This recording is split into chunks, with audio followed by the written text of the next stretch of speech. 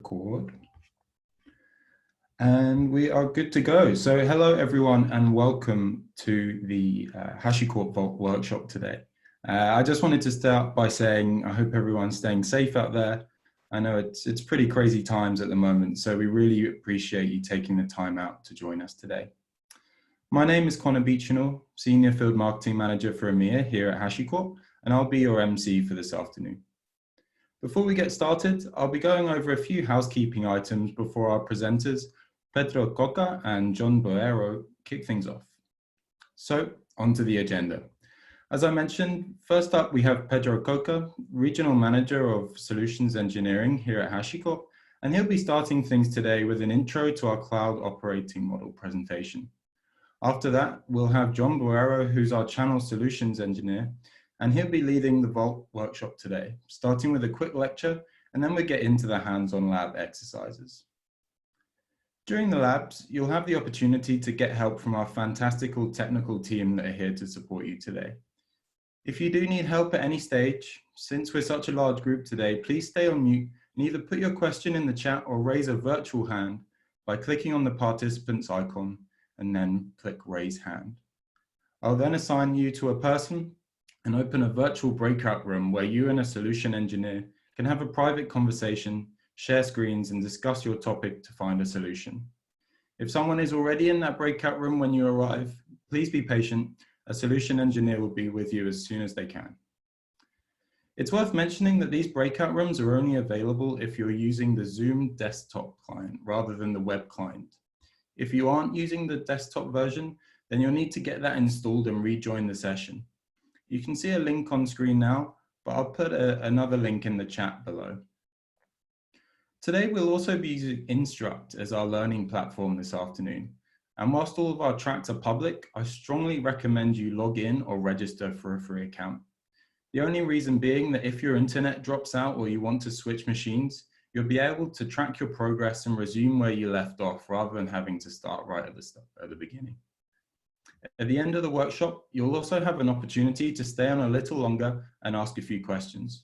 We won't record this part, so please feel free to be as candid as you want. So with that, over to you, Pedro. Thanks a lot, Connor. All right, so we have one slide to introduce ourselves. And this workshop is going to be led by John. And I'm going to do before a brief introduction to the way that we understand the things in the cloud operating model. So let's give the mic to John and give him the opportunity to introduce himself. Hi everybody, I'm John Boero. I've probably met a few of you. I'm originally from Chicago, now living in south of London. Been with HashiCorp 2.5 years, and I cover the channel side, the partners. Many of which are you, as I understand it. So thank you, Pedro. Thank you, John. So in my case, I'm also based in London, also in the south of London, and you will see from my accent that I'm Spanish, and I will be talking today about the cloud operating model, and our team, the solution engineering team, is a team that is many times the first line of contact with prospects and customers, and we are heavily in contact with the use cases that are applied to our tools, and obviously in the case of Vault.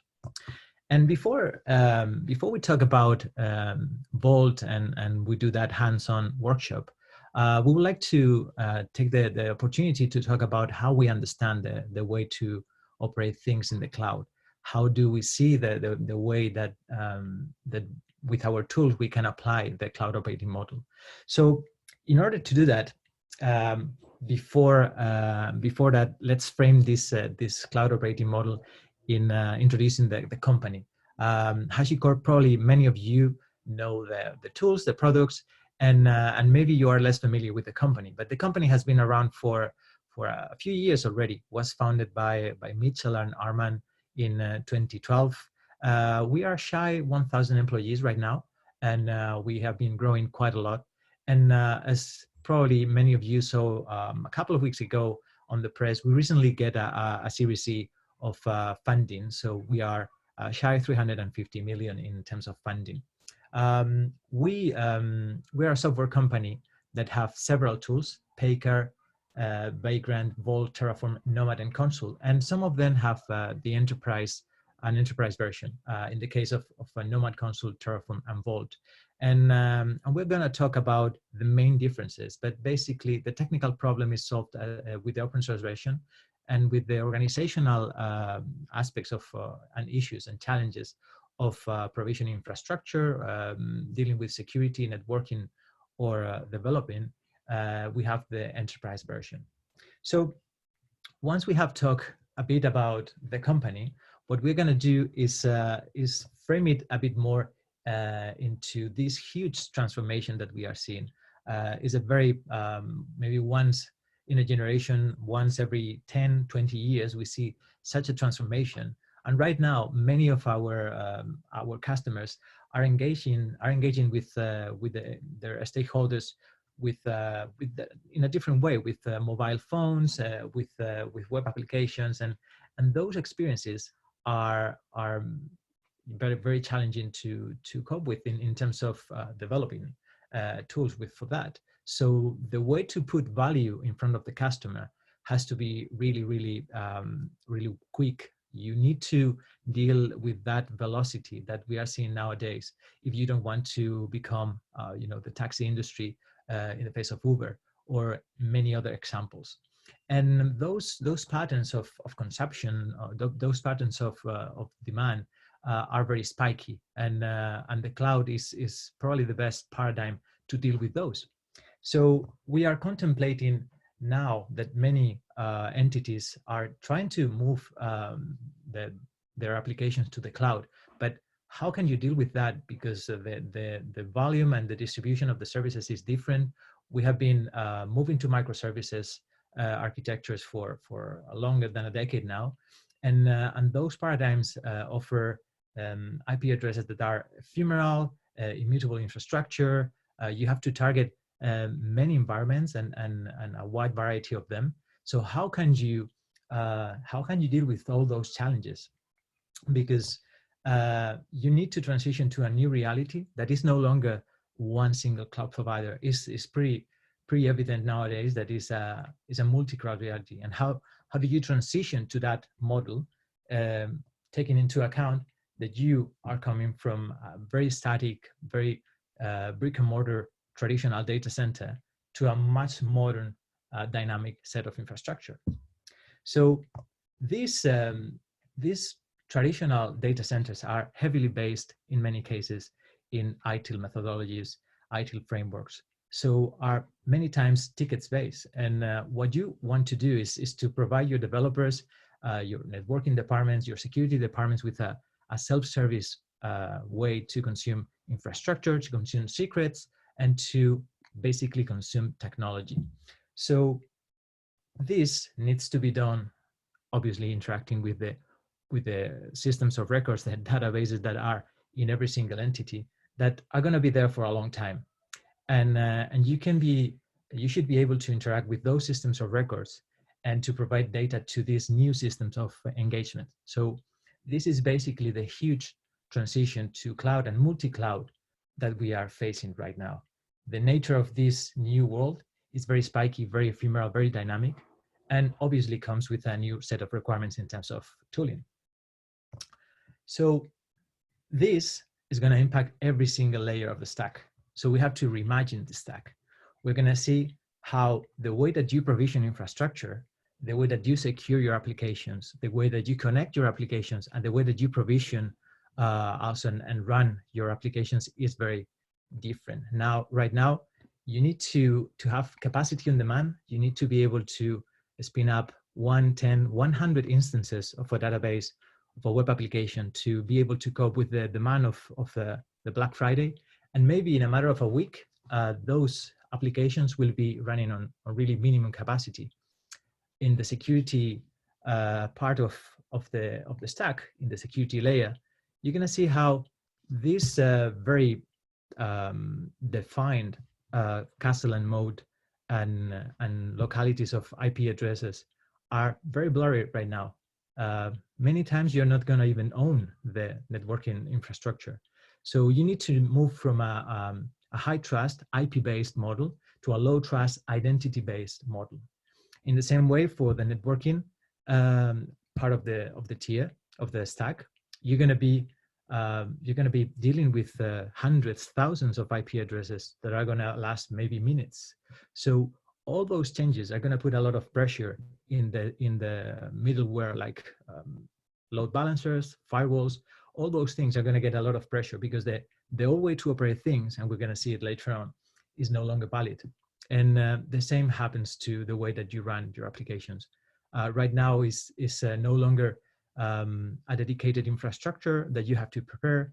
You need to be able to schedule across a fleet, across a pool of resources in a much dynamic way. So this is basically the implications in every single tier. And if we zoom in a bit on these single tiers, we're going to see that many parts of the stack and many technologies will have dedicated set of tools. So we're going to find CloudFormation, Azure Resource Manager, and many other technologies for each particular cell of this matrix.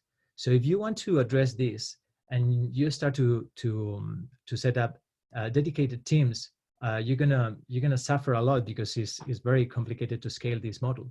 So what we advocate is basically a common way to operate the provisioning infrastructure. So it's a common workflow across the provisioning and infrastructure. So it's a single control plane for every tier. So you're going to have a single control plane for provisioning infrastructure, a single control plane for securing your application, a single control plane to operate your network, and a single control plane to run your applications. So in that way, you can have this stack. So you're going to have these tools: Terraform for provisioning infrastructure, Vault to secure your secrets and manage your crypto, Consul for dealing with the networking, and Nomad to run your application. Basically, the way that we see the multi-cloud world and the way to operate the multi-cloud. So having said that, this is a brief introduction, and we're gonna delve into each of the products. So Terraform is the product that is basically provisioning infrastructure, and this is the de facto standard in infrastructure as code. And the beauty of infrastructure as code is that you're going to have a set of providers, and not just the single or the major cloud providers like AWS, Azure, Google Cloud, because the more you manage the infrastructure as code, the more you see the advantages of that. So you're gonna start seeing a set of secondary providers, and there are many of them. So you're gonna see the gravity of infrastructure as code. And you're gonna be able to manage not just the public cloud infrastructure, but also your Datadog, your GitHub, your Kubernetes resources as code, infrastructure as code. And the as code aspect of it is paramount, because every single tool in HashiCorp is thought with automation in mind. So basically, in infrastructure, we provide a separation of the definition of the problem and the execution of the problem. So you don't need to point and click through different graphical user interfaces, because with that separation, you can define the problem, you can leverage best practices, you can capture and reuse those patterns, those templates, and make this a way more reusable experience.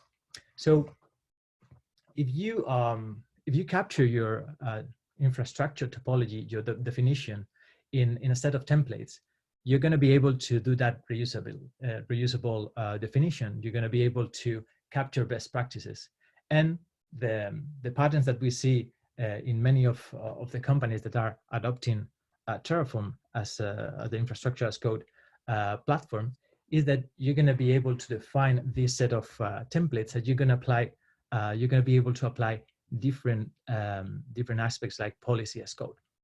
So what we're going to see is the ability to self-service provisioning the infrastructure. So those templates that we were mentioning before are available and are basically, or can be basically black boxes for other teams that can, in a matter of self-serving provisioning fashion, instantiate the infrastructure. Also, you can address with a single workflow the multi-cloud paradigm, and you can have a single workflow for all those technologies that we are seeing at the very beginning of the presentation. So another thing that we have in mind in HashiCorp is that every single tool is for workflows and not for particular technologies. So if you're using Terraform and infrastructure as code today, whatever comes into the future, maybe it's a new public cloud provider, maybe it's a new technology, you're going to be able to address that one with the same workflow. So that's the beauty of infrastructure as code and of Terraform.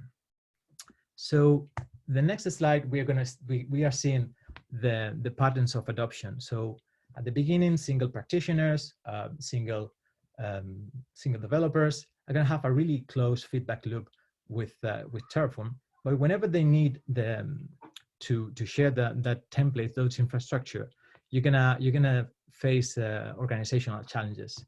So whenever that happens, you can put in place policy and governance aspects on Terraform. And in order to do that, to define business rules to the way that you provision infrastructure, you can use Terraform Enterprise, and you can use a policy engine that we have that is called Sentinel. And we're going to talk about Sentinel in the presentation many more times. And you can codify in the same way that you were codifying your infrastructure and separating the problem, the definition of the problem from the execution. You're going to do that for the policies. And the policies are not going to be anymore in Word documents, in English, in a folder, but can be also codified and can be used and leveraged again to enforce security, compliance, and operational best practices across the entire cycle of cloud provisioning. And just to summarize with Terraform, and Terraform is a product that is trusted by many entities in the UK, in Europe, and globally, is as I was saying, is the de facto standard of infrastructure as code nowadays, and that can allow you the facing of the challenges and address the multi-cloud and compliance and management problems that you see nowadays with this new reality, and the ability to consume infrastructure in a self-service way. So this is all for Terraform. I don't know if there's any question. If there's any question, just let us know in the chat and we can address that afterwards. So there's another tier, another level that we were talking before, and is the security part of the equation. So many times we see many companies having secrets everywhere with that secret exploit. So Vault is our product in the security layer, in the security tier in this stack.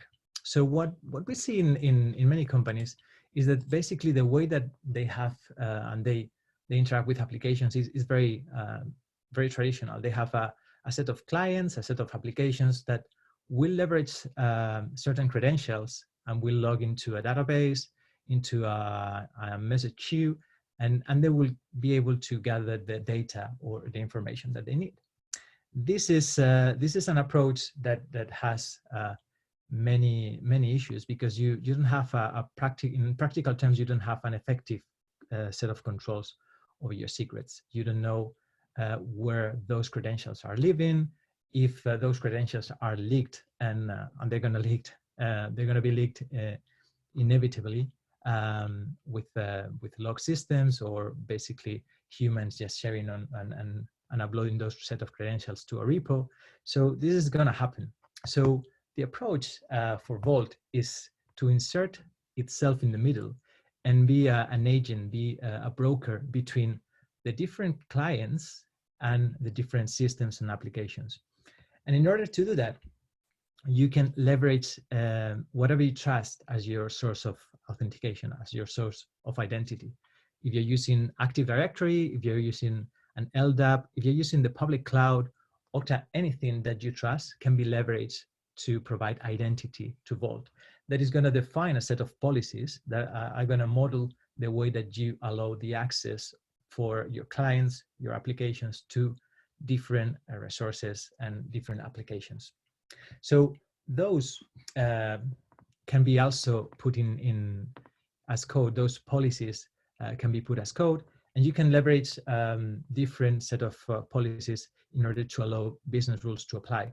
Like, don't consume secrets in the middle of the weekend, allow this number of people to authorize the access to a certain resource in order to address very specific GDPR requirements. You can even make use of the advanced data protection, and you can leverage external source of entropy. You can use format preserved encryption. It's a very complete and wide security platform. So it's quickly becoming the de facto standard again in security automation.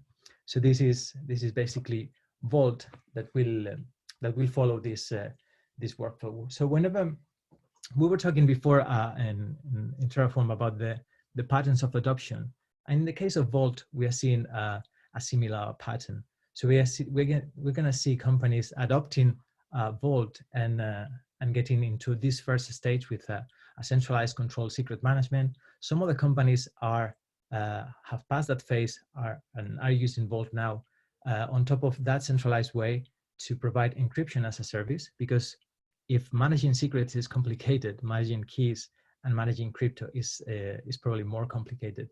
So the last thing that you want to see in your organization is your developers copying and pasting code from the internet to encrypt your assets. So in that way, you can have a crypto inventory. You can have a way to provide encryption as a service.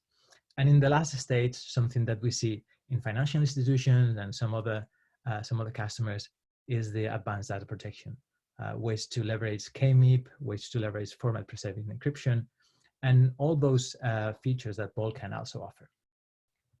So just to summarize with Vault, Vault is a secret management platform that is going to be, again, this central control plane for your secrets, for your security.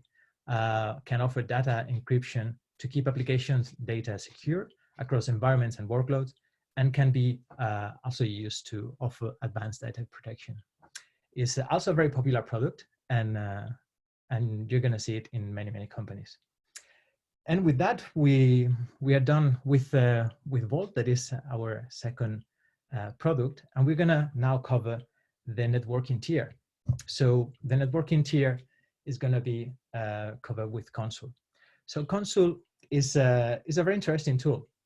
So just to frame again this conversation, what we have in Consul is facing the problems of a traditional way to operate networking. So in the past, you can have a static IP address that are going to be secure with firewall rules.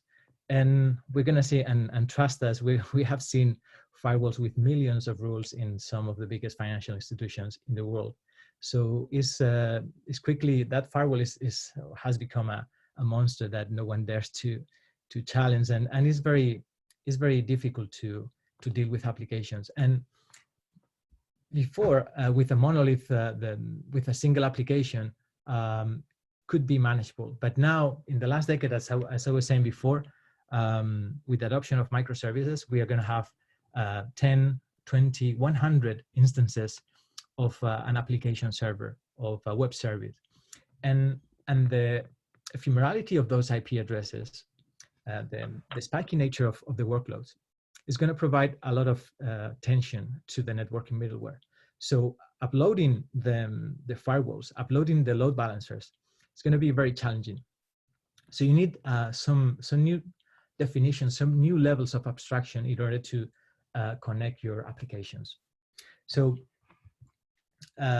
Consul offers a way to define your services. So you have to move from old IP addresses that are going to be ephemeral to something more adequate to this new world. So services are going to be the right level of abstraction in this new world. So you're going to define services, and that definition will enable things and levels of abstraction like intention, Consul intentions, that are basically way to provide in a way that is scale independent the definition of the rules of traffic.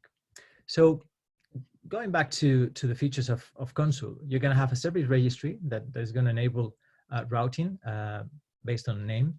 You're going to have a way to config your instances in a scale independent way, and you're going to provide the foundations for a networking middleware automation. Again, Consul, and that's applicable to every single tool and every single product, is an API first, and all the functionality is exposed through an API, and automation is paramount for every single tool in the HashiCorp stack. So on top of the service definition networking, we're going to implement a service mesh with zero trust networking. This is again fundamental, because the networking infrastructure, the networking topology, might be in many cases not even owned by us. So we cannot trust the network, and it's pretty accurate, pretty safe to not trust the network, because it's gonna be in many cases hostile for security. So you need to provide these mutual TLS tunnels between services in a way that your services, your applications can communicate safely and securely. And in order to segment services, obviously the right level of abstraction is not anymore the IP address, because we're going to have many IP addresses that are going to be, again, dynamic, ephemeral, and you cannot deal with that.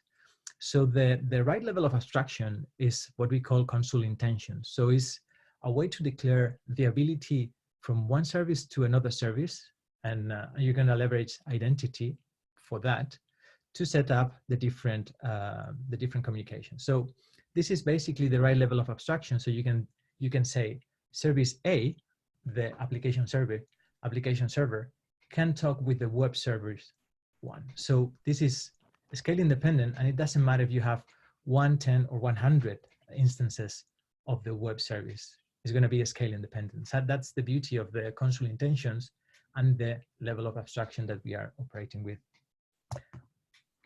And just to summarize in terms of features, Consul is gonna be the single control plane for your networks, and it doesn't matter where are your networks. It can be in Azure, GCP, AWS, all at the same time, and also on-prem.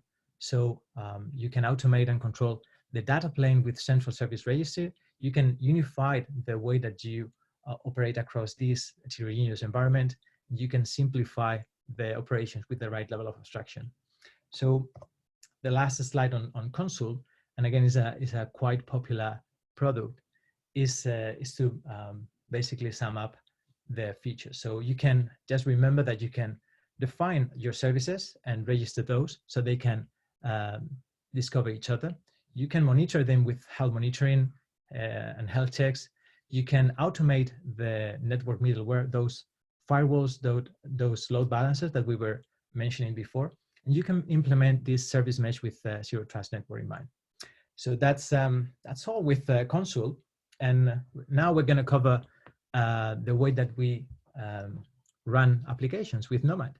And Nomad is a very simple product. This is a scheduler, and the simplicity is one of its strengths. So Nomad helps you to deploy containerized or non-containerized applications across your fleet. So basically, Nomad has a different set of use cases that are going to allow you to run your containerized or non-containerized application in a very flexible way.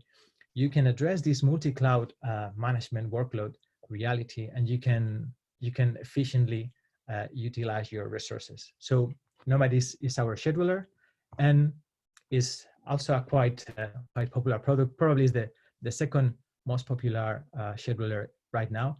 And there's a really nice use case with Roblox that I will encourage everyone to check out after the workshop.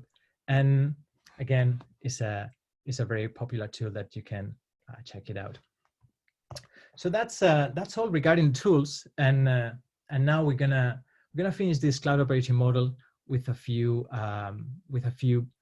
notes about how to apply the cloud operating model, because many times you have an application and and there are many questions about how you move this application to the cloud. It's not a lift and shift effort. You require a new set of tooling, a new set of workflows. So in many cases, applications are operating at a 90–95% capacity, many times more than that. And they don't have time to implement new processes, to implement new teams, to look for a new set of skills. So what we compare many times is the ITIL organization to a Sequoia, something that is very rigid, very established, and is very difficult to change. So the pattern that we have seen that is more like an anti-pattern is trying to change something that is very rigid, very mature, very established, and you're going to face a lot of friction with that. So instead, the pattern that we have seen in many companies is to set a sapling, something like a DevOps organization that is going to get more and more workloads, that is going to spearhead that set of efforts in terms of converting your entity in a much more agile organization. So with the time, that DevOps organization is going to grow and is going to adopt all these those features, all the agility that you require. And just to again summarize the way to get an application from the development stage to the cloud and to provide value, you're going to have a common control plane for the operations with Terraform, a common way to consume your secrets with Vault, a common control plane for your networking with Consul, and also a set of resources that you can schedule with Nomad. And on top of everything, you can codify the business rules, the governance framework, the policy with Sentinel. And Sentinel is an engine rule, is a policy engine rule that is applicable to every single product in HashiCorp. So you can have business rules for Terraform, for Vault, Consul, and Nomad. And just to tackle the way that the products are differentiated, whenever we deal with a technology problem, that problem can be solved in many occasions with the open source version of our products. Whenever you deal with operational complexity, with organizational complexity, then you probably need the enterprise features that are basically tailored and designed for the organizational complexity that we face in companies. So all that policy, all that collaboration is addressed in the enterprise version of our tools. And with that, I think that's all. So I'm gonna stop sharing the presentation, and I'm gonna maybe take a couple of minutes if there's any question regarding the cloud operating model to address those questions. And otherwise, we can start the workshop. And I'm gonna give the mic to John that will be leading this part. Excellent, thank you, Pedro. Fantastic. Yes, I'm sorry, everybody. You get to hear the cloud operating model from a Spanish accent. We have Argentinians, Brazilians, British for the workshop. You get to be disappointed with an American accent, so I'll do my best.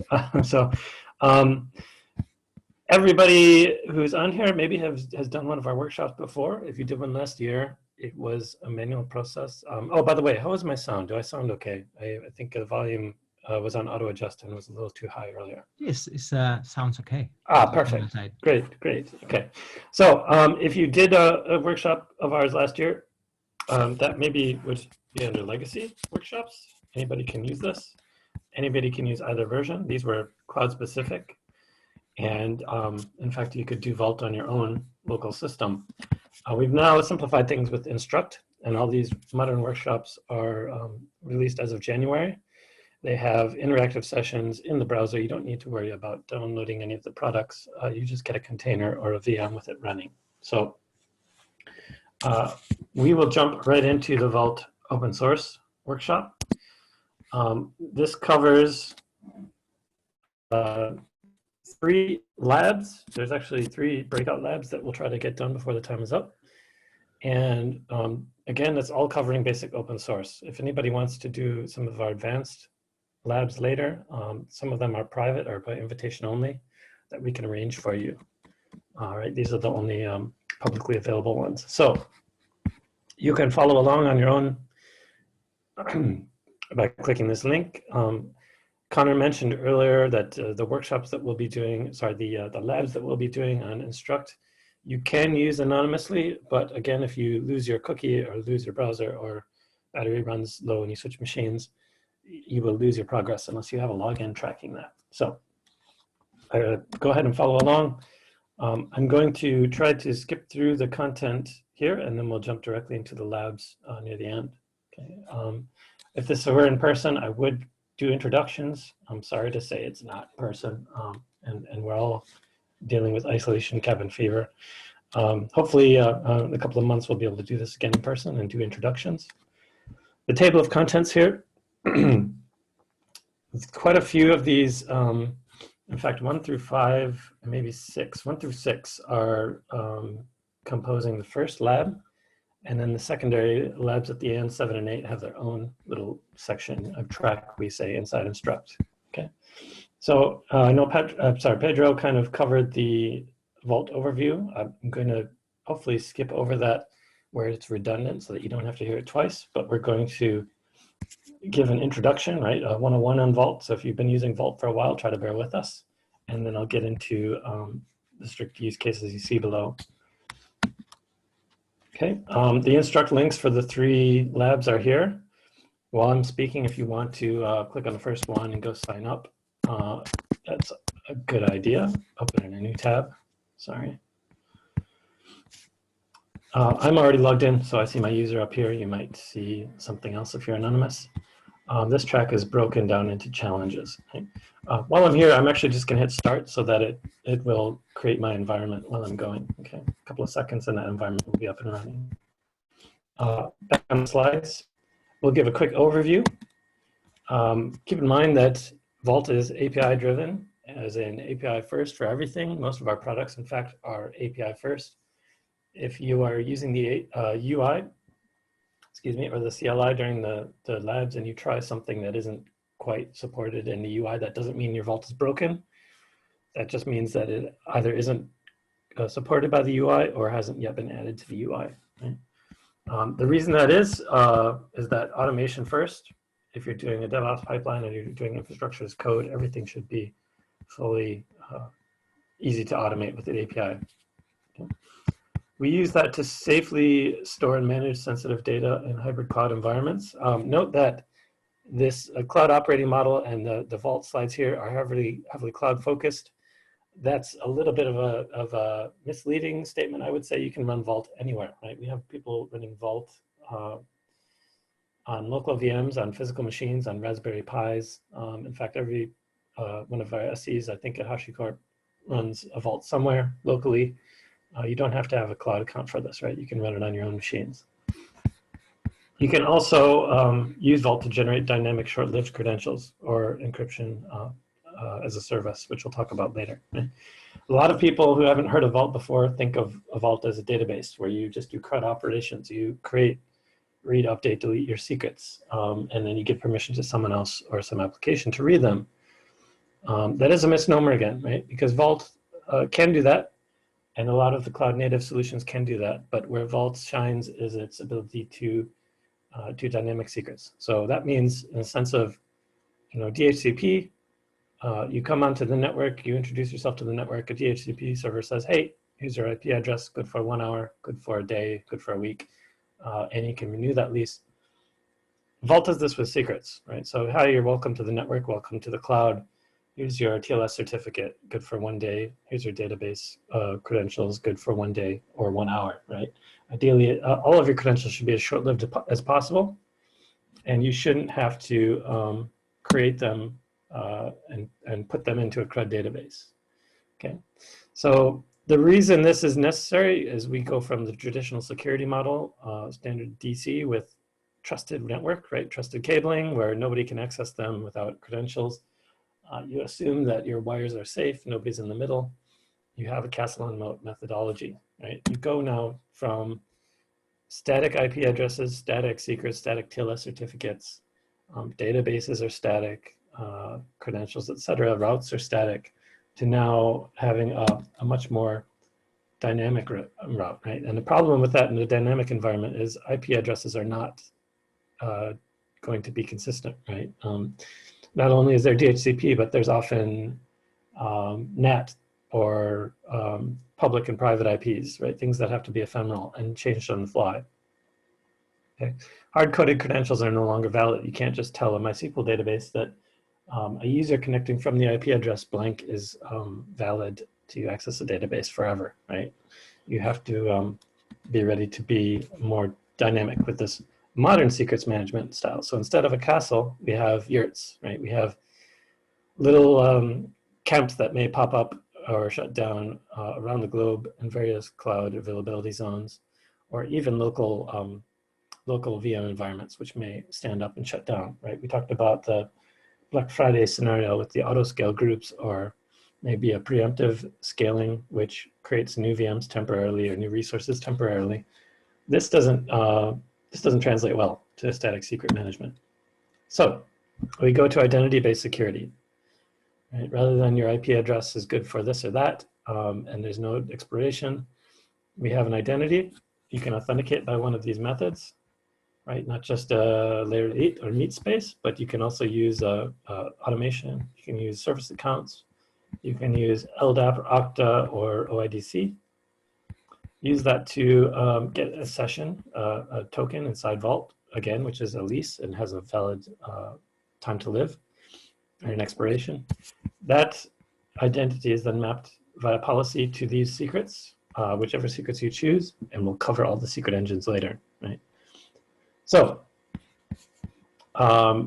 we have everything in a secure, trusted way that's fully audit trailed, and we have a way that makes sure, since everything is a lease, nothing lasts longer than it should, right? So they allow us, these identities allow us to not just, again, work in the cloud, but stretch across hybrid cloud environments, network perimeters, high trust and low trust networks, right? If somebody gets a log or access to a log in a SIEM solution, something that's 3 months old or 4 months old, and they see a set of credentials, that's how people get compromised, right? That's how you hear about people that have leaked 10 million users' identities. And things like S3 buckets with static cloud credentials, all of this has gone away if you're properly using Vault, right? Have a short-lived credential for S3 that it gives you access for 1 hour to do what you need and then get out, right? You can either revoke that yourself or let Vault do that for you with the dynamic lease that's affiliated with it, right? So if you have a CI job or some kind of data job, maybe an ETL or a data warehousing job that stands up, does its thing, runs, and either finishes successfully or maybe errors out ungracefully, Vault will see that lease is no longer used and revoke it, right? Clean it up. So they can be easily invalidated, either manually or automatically by a purging. Okay. So we talked about the secret engines. This is just a little bit outdated. In fact, I'm running a Vault locally, just as a single node. And what I can do is, Johnny's tips, always write your root token in plain text in a file. Never do that, right? This is an example Vault. If I go to secret engines in the latest version of Vault, I see a couple more in here.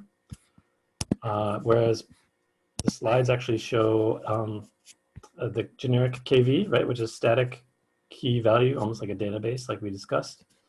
The PKI certificates, which are dynamic and have an expiration. SSH certificates, which are, excuse me, also dynamic and have an expiration.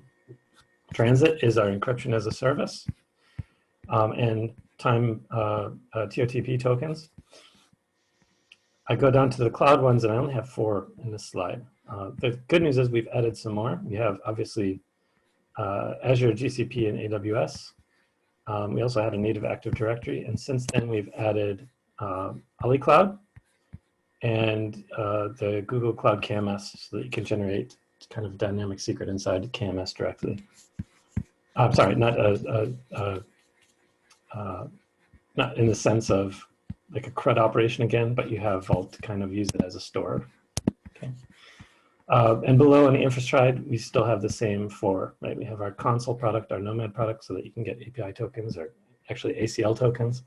We have the databases, which branch out into supported DMS, and we have RabbitMQ if you're using that. Okay. And just briefly on the authentication methods, we have a few options there as well that are not on the slides. We have APRIL, JWT, OIDC, which are all fairly generic token access. We have TLS certificates if you grant a client certificate access to Vault directly. We have a static username and password that you can enter inside Vault. We have all of the cloud providers here again, so you can also use a service account to authenticate into Vault, in addition to the secret engines, which will do the opposite and create you a service account or IAM We have GitHub auth, and we have on the infra side Kubernetes service accounts, similar to the public cloud options.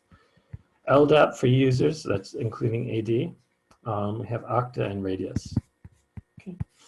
So back to here, the architecture, kind of as in an abstract sense, notice the HTTPS API is at the top because every interaction you do with Vault will be through that API.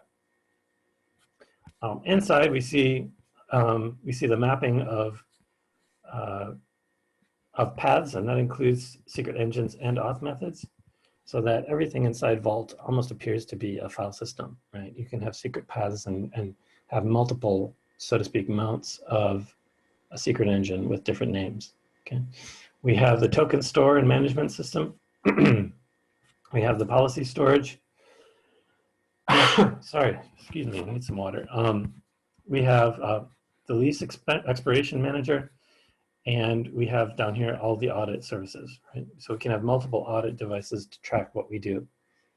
And I'll get into those later. Okay. Underneath everything, our storage, which is pluggable. You can use a couple different storage backends. All of them are AES 256 encrypted at rest. Okay, and the key for that we'll get into is managed by either a trusted device such as KMS or HSM, or Shamir key sharing algorithm that we'll talk about later. Okay. So less from the abstract architecture and more how does an actual deployment look. Since we're issuing and revoking critical credentials, Vault becomes a critical service, right? So that has to be clustered.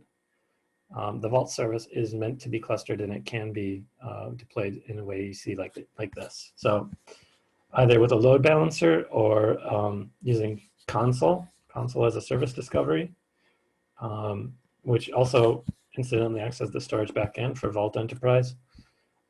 We have a way that you can access any one of these three vaults in a single cluster. Any one of these will behave as the same vault to the end user. If you access the primary, it will handle requests directly. If you access the secondary, it will be transparently proxied on to the primary, right? And this provides HA in a traditional sense, such that if you're disabling a VM or there's a failure, Vault cluster will automatically recover itself, okay? Especially if you have a load balancer endpoint accessing it. People who don't have an actual load balancer or don't have a cloud load balancer can still use console directly, right? Console will detect which vaults are up and which ones are primary. Okay. A typical installation for a large enterprise, we have financial customers that, obviously here you see the entire globe. I would probably one-up this and say that most of our customers now have a global deployment of Vault. It will have a cluster in East or West US, a cluster in Europe, and a cluster in Asia. And where you see this green arrow, it says performance replication. This is enterprise replication, what we call now, and this is active-active. So if I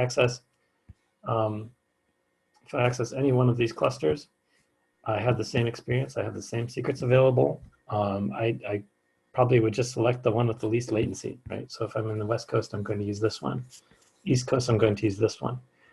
The problem with this is that I cannot replicate tokens or sessions, right? So if I access with the token in West US and a cloud region goes down or a network failure occurs, I can use this Vault in another region, but I have to log back in, right? So I have to re-authenticate and get a new session. And what provides the session recovery is the DR replication, okay? And what we call in enterprise now just DR. So this is an active passive, kind of a warm standby cluster, and this will replicate one to a secondary that can't be used until you promote it, right? So we try to have maximum uptime and availability for all our deployments. Okay, so a little bit of review. Vault is obviously a secret management system, and not just in the static sense of a database where you store and retrieve secrets. It's API driven and cloud agnostic, and not just cloud agnostic, but even hardware agnostic. Okay, can be used on Windows, can be used on Mac, can be used on Linux and various architectures. Okay, it can be used in untrusted networks. That's the whole point, right? It can be used to issue credentials over TLS with data encrypted at rest, and basically is designed to be deployed just about anywhere with maximum security. Some people ask about opening a vault publicly open to the world. Technically, there's no reason to stop you from doing that. We do kind of recommend that people use the minimum, what you call need to know, I suppose, access control, such that an ACL or firewall will only allow your preferred routes, because it could still be DDoS, right? You could still have 1 million people suddenly try to access your vault. But it will be, to the trusted extent, secure, in the sense that it's TLS and AES 256 at rest. Okay, we can authenticate users and application against many systems. I kind of covered the secret engines and the auth methods. And most importantly, it supports the dynamic generation of short-lived secrets, just like IP addresses from DHCP, right? And not just DHCP IP addresses, but DHCP can give quite a bit, right? It can give your NTP server text responses and look up various things. So you would venture out and almost say that Vault is like a DSCP, right? Dynamic secret configuration. Okay, so interacting with Vault, there is a single binary that gives you all of the above, right? It gives you a CLI, acts as a service, provides the UI and the API. So if anybody downloads this, and I think that's right here, if you don't have it already, vaultproject.io/downloads. This is the direct method, right? I pick my OS, I pick my architecture, and I do a download. If I want to directly go to see all releases, and not just all releases, but all of our products, I can go to releases.hashicorp.com. Okay, and this actually includes enterprise. Okay, you can see plus ent here. That's what our enterprise customers use. All you need to add to that is a license. Okay. That kind of slides here. There's also a Docker container. That we now have a trusted registry for that, so that you can download our genuine image. And there's a community Yum repo that I maintain for Linux. OS-dependent packaging is currently in process of engineering and should be hopefully within the next quarter or two. Okay. Installing, you can download manually, unzip, and you have the binary. Place it in your path. Okay. Or again, my Yum repos are hosted by the Copper site. If you're using any of the EL or Yum-based Linux distributions, you do Yum Copper enable, and then you get access to all of our products by Yum. So this will automatically do updates as well, very handy. Okay. And the RPMs, I should say, not just mine, but our engineering official RPMs will include service and configuration. So you don't just have a CLI and you don't have the manual runs like you're doing in this workshop, but you will have a built-in service that is able to be enabled in your system by default. System D preferred. Okay. So basic Vault commands. So if you just do the Vault without arguments, say Vault or /Vault, it will tell you a slight help menu. It'll give you the version, and the basic commands read and write are used. So -H or help will let you get help about individual commands. There are currently no man pages. That's coming with the engineering packaging as well. But in the meantime, you can get anything you need out of the -help command. Okay. So Again, if you did the instruct bit to stand up your environment, yeah, mine is ready. We'll jump there in a little bit, but first we have to finish, I think, a few more slides. The instruct labs are run in tracks, and the tracks are divided into challenges. So the ones we're doing are fairly light. In fact, I think if you look back on the tracks, it will say somewhere on here, it should say how long it will take. 140 minutes. That's a gross exaggeration, right? We're going to do it much quicker than that. Okay. You can tell your friends about that. You can annoy your kids or your spouses with that later. Make them go through a vault track, right? Anybody can do this on their own time. So if you're new to Instruct and you just want to go through the tutorial, there's one there. But I think we don't need that. We'll just jump into Vault. So we're going to do Lab Challenge 2.1. And we're jumping into Vault Basics. So we'll use this to go through chapters 2 and 6. As I said, the other labs are a different track that we'll jump into, the dynamic database and transit engine. So start this. If you click the start and you're already ready, I'll just switch now and go into this. But what we're going to do is, this is it. We're just going to get the environment up and do a check, right? In fact, that's all it takes to pass. And then when we finish this, in fact, I'll do it right now. It gives me in the description exactly what commands I need to do. You can see I have an environment.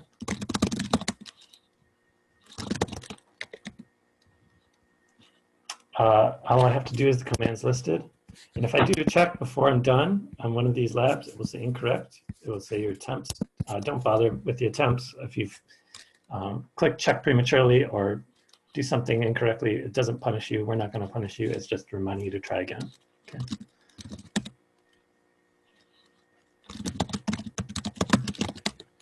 Okay. I'm showing you how to get help, how to run individual commands. Called read-help. Shows me how to read, and that's it. Okay. All I have to do is run those. Maybe I want to read out the output, get an example of how that works, and check. And what didn't I do? What didn't I do? Oh, I haven't run Vault version yet. Yes, I thought I did. Okay, Vault version 1.2.3. Funny enough, the team that wrote these actually put the script to check your bash history. So later we're going to have a workshop that shows the CLI allows you to do the API and will also let you use the UI.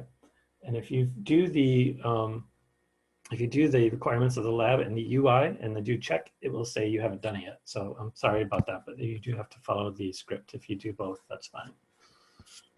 Okay. Back on to this, we're talking about the two modes. It's a little bit of a misnomer here. There's a dev mode for Vault that you can run one in memory. In fact, a couple of our products, Nomad and Console, all have a dev mode. So if you just want to try an instance of a product in memory without any storage or config, you can do that, right? You can do, we're going to next do a Vault server-dev. Prod mode isn't actually called prod mode, it's just the standard mode where you have a config and you have storage allocated and you can set up TLS, that kind of thing. Okay. So Vault's dev mode. Oh yeah, big reminder, don't ever actually store important secrets in dev mode because as I said, it's just in memory and they will go away. It's almost like working in temp. Right, so we're gonna run one in dev mode. Vault Basics, I think that's right here. If you're on this second little challenge, hit start. It's having us do another server-h just to get help. And it actually shows the dev mode and what it does. Okay. This makes Vault look really easy to use. In fact, it is. What it does that you might have to figure out later, in fact, when we switch from dev mode to production mode, is what server-dev mode configures out of the box. Okay, that includes the root token and seal tokens, right? It's going to give us one seal key that we automatically get an unsealed vault with. So if I move this out of the way, run the command here.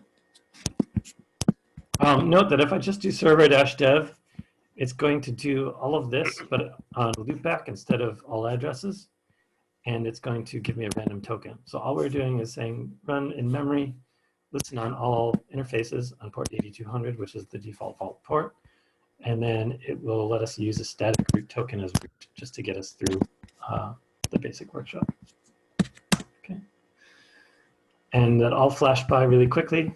Maybe the font text is okay. Can everybody see that all right? We have screens. But way back up at the top, if you've done this on your own system, in fact, feel free to do this on your own system as well instead of instruct, you get this. Right, this is the important bit. So it's generated a random unsealed key and only one of them, so that it only takes one to actually generate my master key in memory. And it's used the static root token root, which we gave it. Okay. So in order to use this, I'll need to set this. Actually, this is wrong. I'm going to have to set it to localhost because there's no such address to connect to. Okay. So I've done that, and notice that I have, I did this backwards. Notice that I have the Vault CLI here and the Vault server-dev tab over here. So I'm going to have to run this in my server tab instead. Don't worry, they're just different tabs in the same environment. In fact, the third tab, I have the UI available. I should have the UI available. Maybe not yet. Okay, so Vault key value, put a secret, my first secret, age equals, let's all be honest here.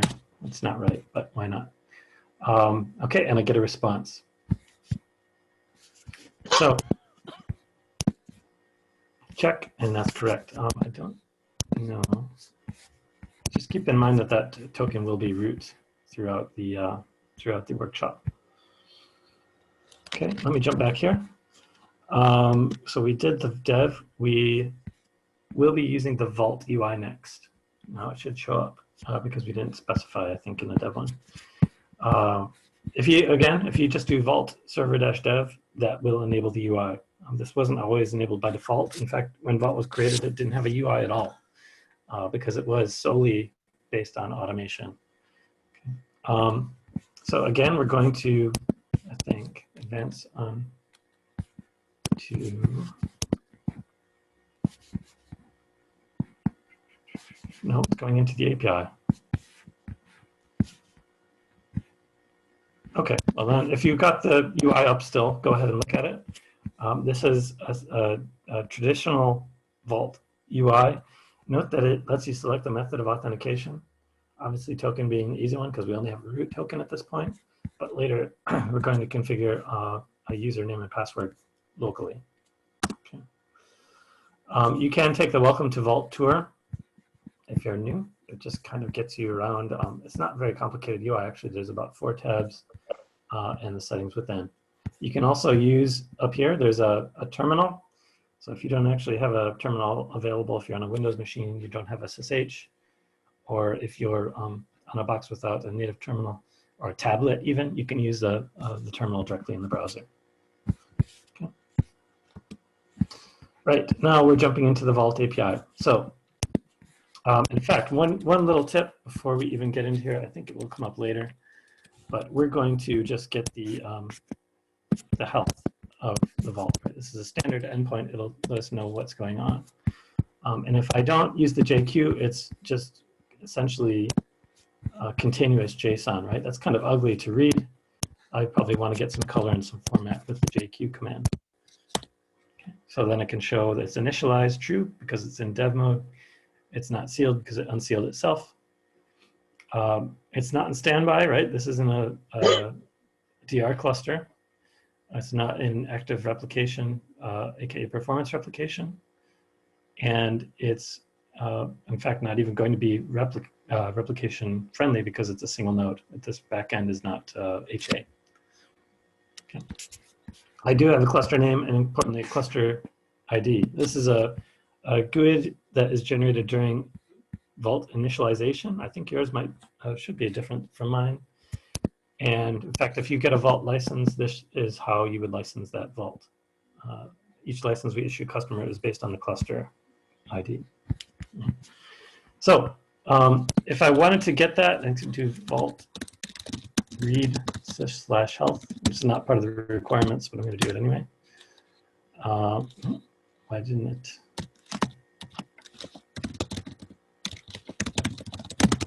Okay. Any command that I type in Vault on the CLI, if I want to know how to get it by API, I can insert this output curl string option, right? Super helpful because what you see done by the CLI here in the workshop, if you say that's neat, but I need to automate it, or I need to make it part of my pipeline, the CI pipeline, and place that doesn't have Vault, here's how you can actually do the API call. Okay. That doesn't actually run the command, it just gives me the curl response. Okay, so in this case, I'm going to get that secret that we entered, and I'm going to have to provide inside the curl call my my token as a header. I'm also going to pipe that through JQ. Really, all you have to do is copy and paste these. It's pretty simple. Okay. Again, I get a JSON document. Note it is a little nested and surrounded with metadata, right? My request ID, which would show in the audit log.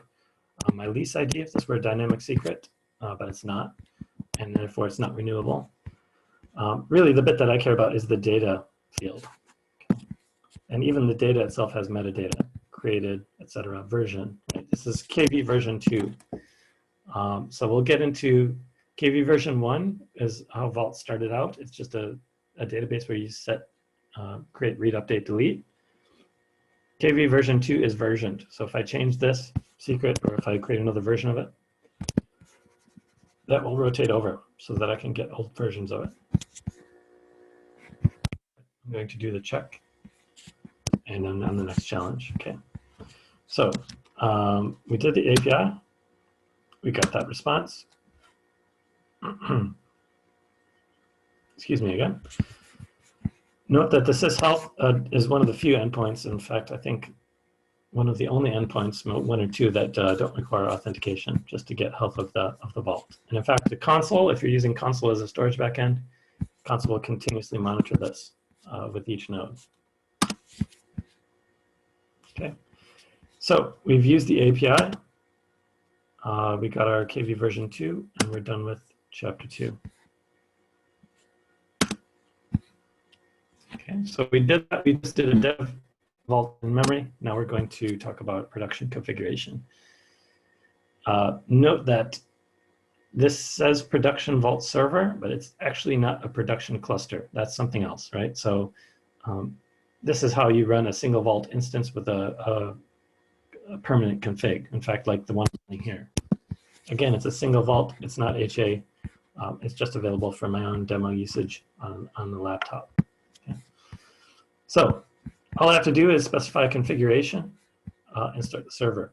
And ideally, if I'm using systemd or some service to start that, I'll create that too.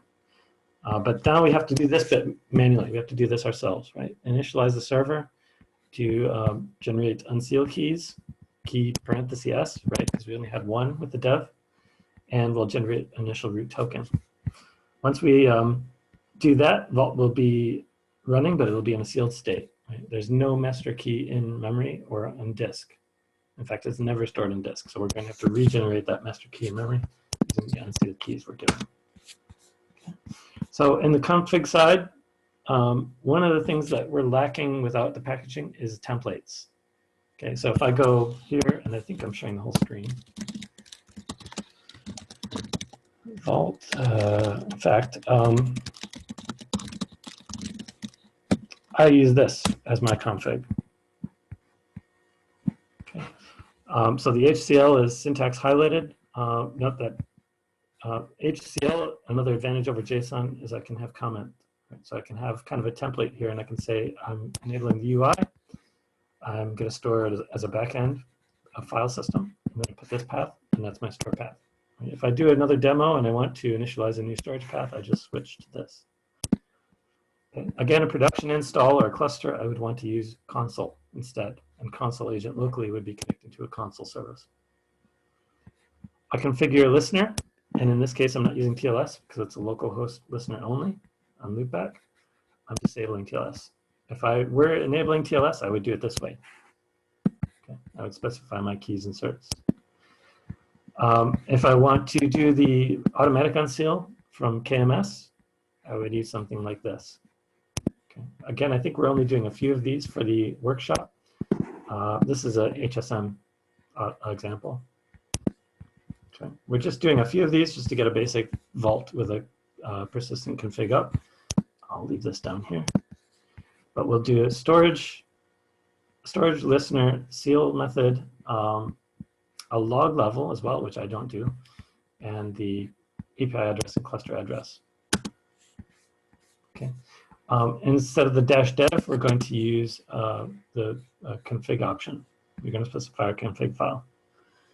Okay. So once we start that service again, the Vault service will be up and running. The process will be available. It will be uninitialized. Right. So remember, I did the Vault. If I did the Vault health read, why am I not able to do this anymore? Health. There we go. Sorry, I'll make this bigger. Remember that this said initialize true in your dev, right? Because it initializes itself. When I do this, I'm going to see this initialized false, and there's not much else to say, right? Because nothing is available until you've initialized a vault. Okay. When I do so, using the Shamir method, that's a key sharing algorithm, right? So everybody in a team gets a part of a key, and I have to have a key ceremony if I want to open and unseal the vault.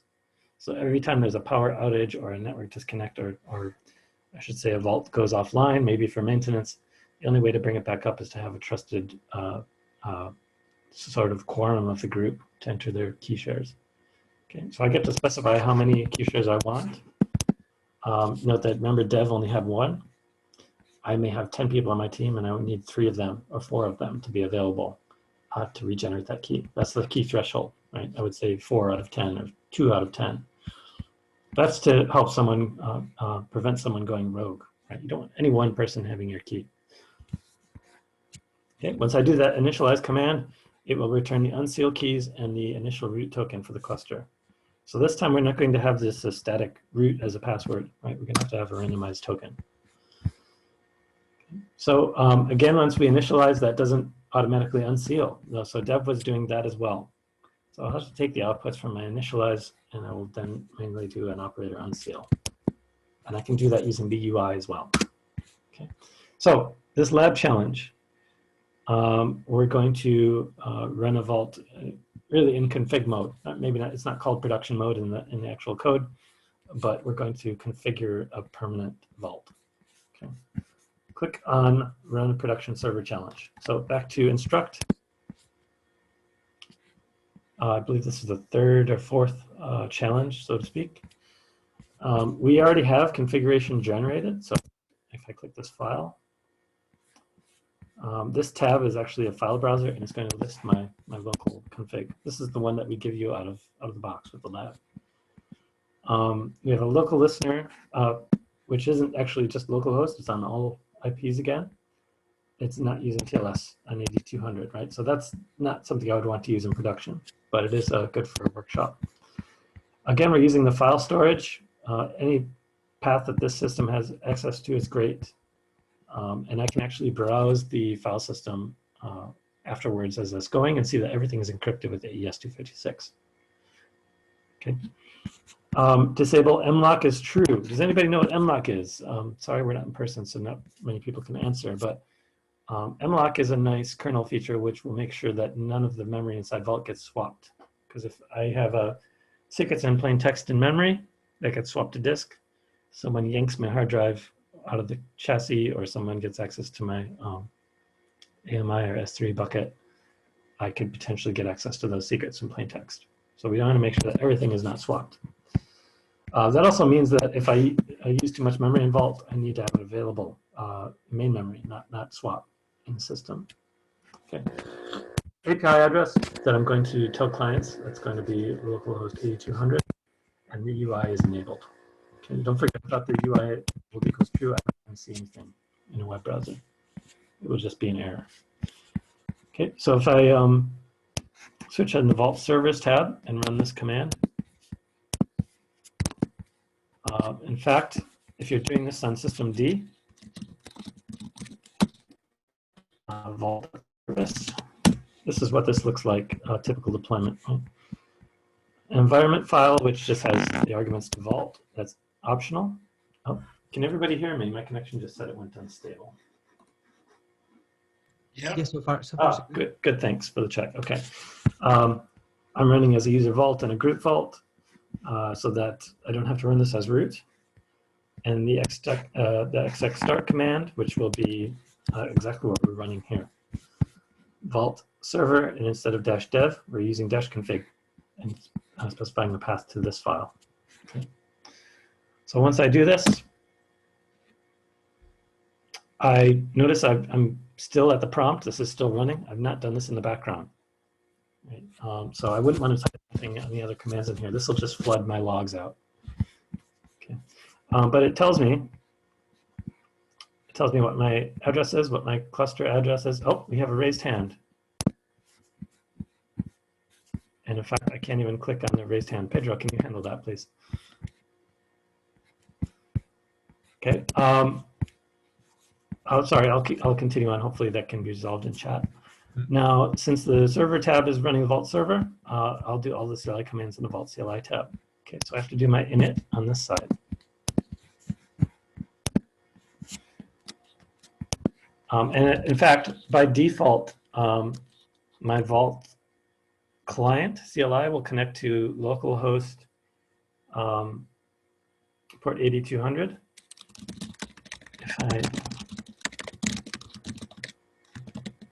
If I check, this environment has already been set up for me, right? So Instruct has done this for us.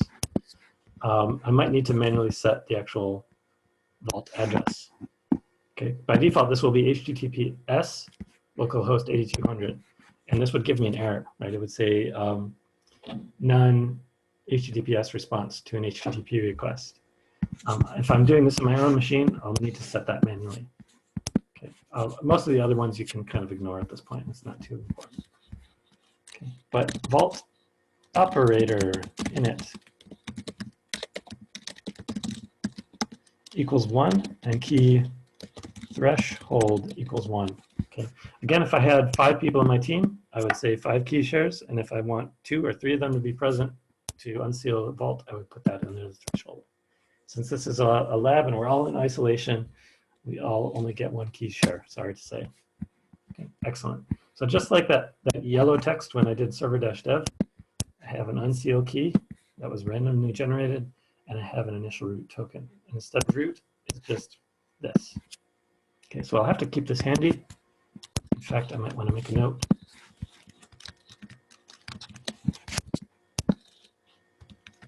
Just leave it there on my terminal in case I need it later. Okay, so I've initialized this, and if I go a step further, oh, there we go. If I go a step further and I do Vault status, you can see that it's now initialized true, but sealed true.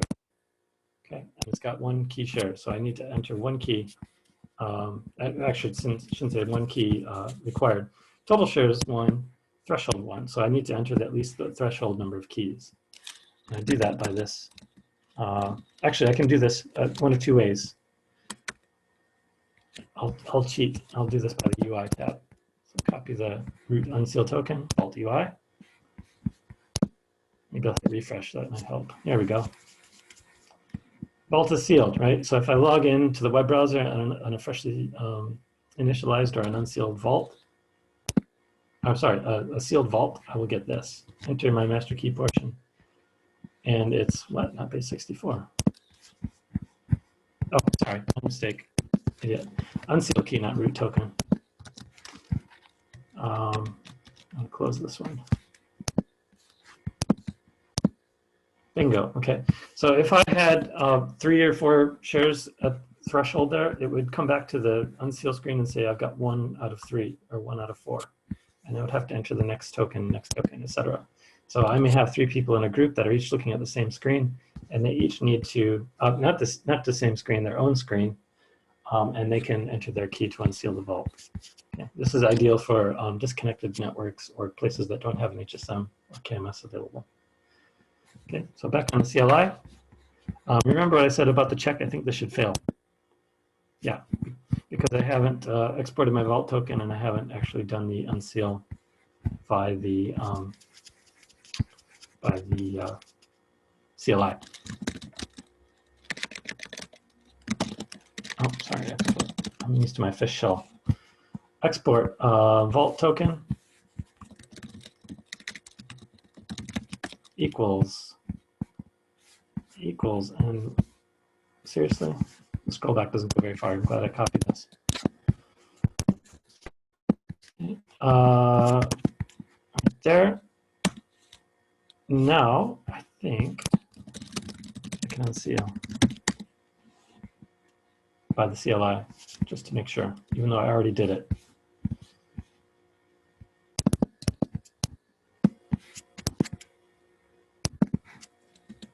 Okay. I better make a note of that too. When you do this by the UI, in fact, you can initialize by the UI. It will let you either export your root token as a file or see it in the UI. And even better, it'll actually give you the option to put PGP keys in. Actually, I'm sorry, GPG keys in that you can actually encrypt everybody's key share to get it to them without ever having to actually see it. Check, it should be a pass now. Okay. Great, so back to the slides. We've got now a more persistent vault. It's running on persistent storage, local files. We're going to jump into secret engines. Okay. So I think we'll go through this material first and then I'll jump back to the instruct. Okay, so you saw the secret engines available. In fact, this slide has been updated from the original slide that we saw in the introduction way back about 30 slides ago. We have the additional secret engines here. Remember that key value is the fundamental one. That's just a CRUD database. In fact, if I go back to, just let me get back to the actual vault instance. I need to log in, use my root token.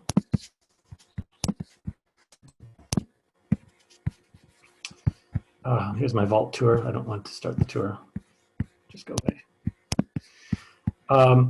When I get into a freshly initialized vault, I don't have any secret engines, so to speak, enabled. I have cubbyhole. Cubbyhole is just a kind of a key value that's particular to my token. Okay, so if I am using randomized tokens, I put in a secret here. I then log back in with a different token, my secret's gone, right? I can't see it. It's still stored somewhere. If I get a token back, I can reuse it, but I wouldn't ever want to store something critical in cubbyhole. The -dev mode had created us a key value path, right? So that we could write a secret before, but that doesn't exist now in our freshly initialized vault. So what we're going to have to do is initialize, is enable our own secret engine. We can see from the options here, this is static, right? And so is cubbyhole. PKI is dynamic. Those are automatically generated TLS certificates. SSH, again, is dynamic. I can either get, used to be SSH keys, and who can tell me the problem with SSH keys, right? Keys don't have an expiration. So we go a step further and we use SSH's CA option, where much like the TLS option, you've got CA and you've got certificates with an expiration. Those are dynamic, okay? The tokens, we can generate TOTP tokens, which are dynamic. Databases, everything you see here is dynamic, okay? These are the cases where I'm not going to have someone like a DBA or sysadmin create something for me. I'm going to have it randomly generated by Vault to make sure that I'm the only one who gets to see it. Okay. So we'll enable that with the Vault Secrets enable command or the UI. In fact, I'll do one of each, even though the Instruct Lab will only request you to do one by the CLI. When I do secrets enable, I specify optionally the path that I want it, and then okay, if I just say Vault Secrets enable AWS, this will create a secret engine for me at the path AWS and type AWS. Okay. Obviously, if I'm doing multiple secret engines, multiple kind of teams that will be managing different secret engines, I can use this to split that up. It also enables me to write particular policies, which we'll get into later. Okay, so once I have that enabled, I can do a write to it. And when I do that, I need to specify the full path. So if I see an example of something that says vault write kv/secret, but I've used a different mount path, I wouldn't write vault write kv/secret. I would write vault write to whatever path that I specified. So I mentioned earlier the differences in KV1 and KV2. KV1 is just set it, forget it. KV2 is set it and remember it, right? So it's going to rotate those and keep the versions of my secret. Right. So in the second challenge, we used a basic key value version 2 that was created by the dev mode. Now, remember, we're in our own initialized vault. We'll have to do it ourselves. So you can actually choose, I don't think any of the rest of the lab depends on key value version 2. You can choose a version and key v or what you want, but I'll follow it just as the scripted. If you want to create your own on your own, feel free to add your own secret paths along the way. Instructor won't punish you for doing extra. It will only stop you as long as you've not done the minimum. Okay. So the tricky bit about this comes to the operations with it. KV used to be just a vault read and write. Now with version 2, it's trickier. You do vault KV list, vault KV get instead of vault read or write. Okay. And the reason for that is the versioning. It's a little bit trickier. Okay. So lab challenge, we'll do a KV version 2, and if you want to enable KV version 1 or any of the other secret engines, feel free to do that. I'll give you a little bit of time. So back to the CLI. I think I've got my vault token set. Maybe not. Maybe it was reset. Oh, it was set to root. I don't think that's right though.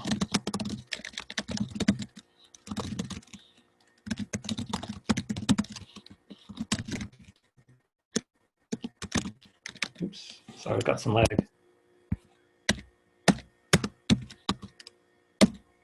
Yeah, so I'm still my root token. I need to set the token manually.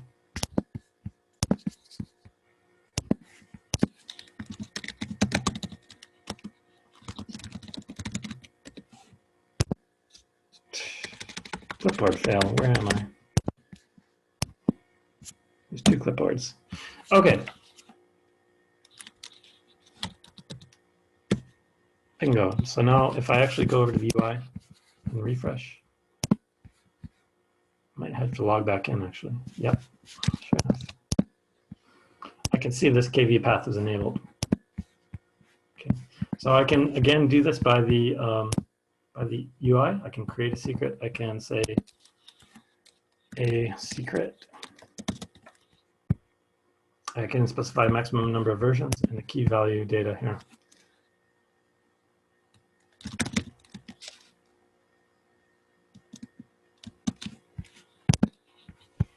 I can add more because this is a JSON document, not just a key value star, right? I can have multiple key values in the secret. So this is an example of me doing this by the UI, and I don't think it will allow that. I think it wants me to actually write this. So what I'll do is I'll write it one more time by the CLI, and actually that will create a separate version for me. See, version 2. So if I go back into the Vault UI, check out this secret.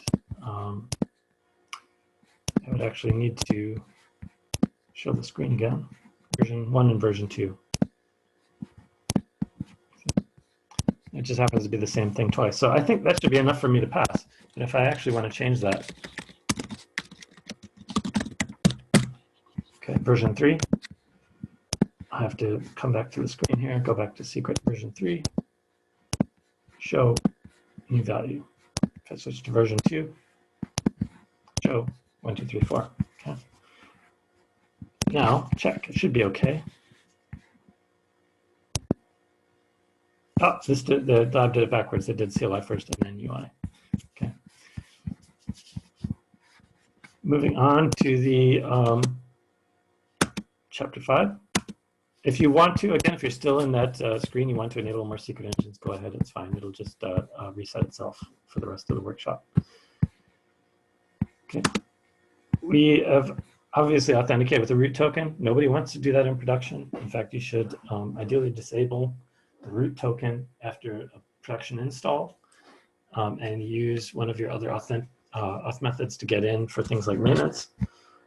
So obviously we're going to need to do that here. We'll set up a user name and password since we don't, in theory, have access to some of the cloud or LDAP accounts, right? I'm going to quit Slack because it's driving me crazy. All right. So this is a nice way to think about it. If you talk about layer 8 or meat space, users are going to use things like user pass, GitHub credentials, LDAP or Windows AD.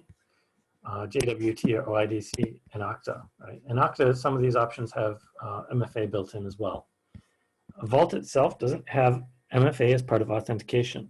Okay, it used to, and it was open source, but now we've shifted MFA to the secret level, right? So Vault Enterprise will allow you to do MFA and require you to enter a token when you do a secret read or write or an operation instead of when you auth.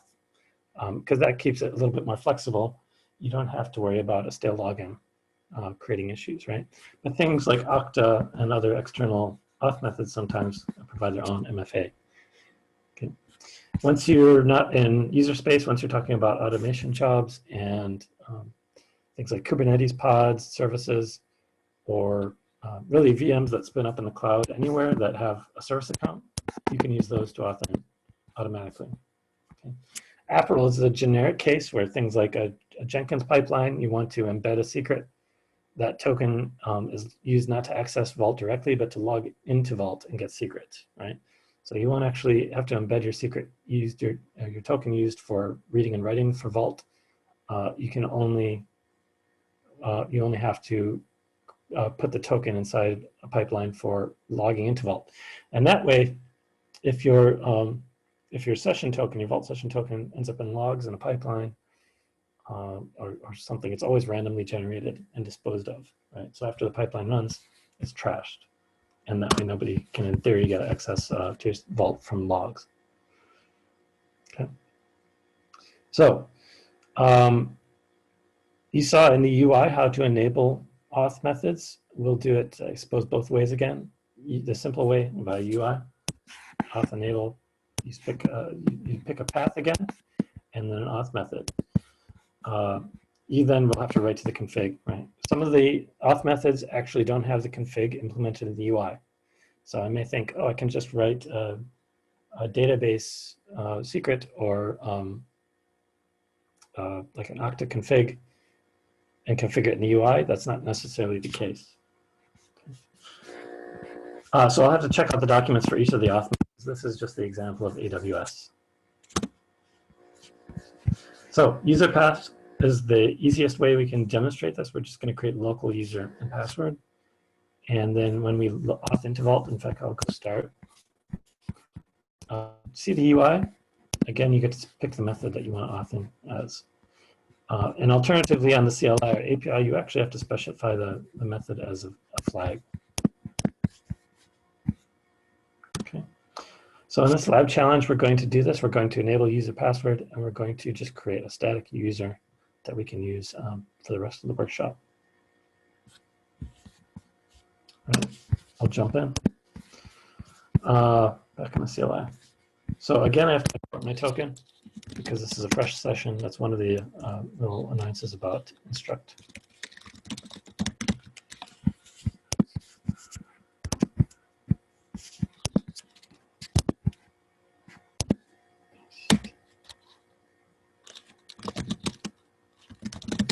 Okay, Vault still works. Status auth enable user pass. Okay, again, if I did this by the UI, it would be under menu. Sorry, my screen is a little squished. Maybe yours is bigger and shows this at the top. But I've got a menu that says access. enable new method. Okay, all I have to do is select user pass and continue. In fact, this will give me the option to specify a path, as well as the default settings for this secret, this auth method. Okay, so sorry, too many tabs within tabs. Vault enable user pass, simple as that. And now it should be present in the UI. If I go back, sorry, access user pass. I don't believe the UI would yet show you all of the users here. It won't, right? So it is confusing. You can't just list all the users in the UI. Okay. And I want to write that user. I'm going to have to create that on the CLI.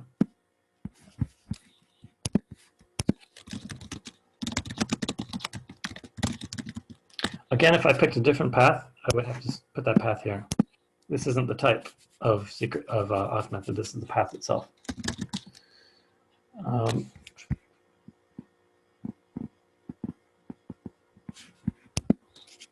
say workshop password equals. Okay, so I've created workshop with the password of secret. Now I can do this login by the CLI again, or I can do it by the UI. And just to be thorough, I guess I'll demonstrate both. If I do this sign out, user pass, workshop, password secret, and I go. Right? I notice that I don't see the secret engine because there's no policy for me yet. So meanwhile, back on the CLI.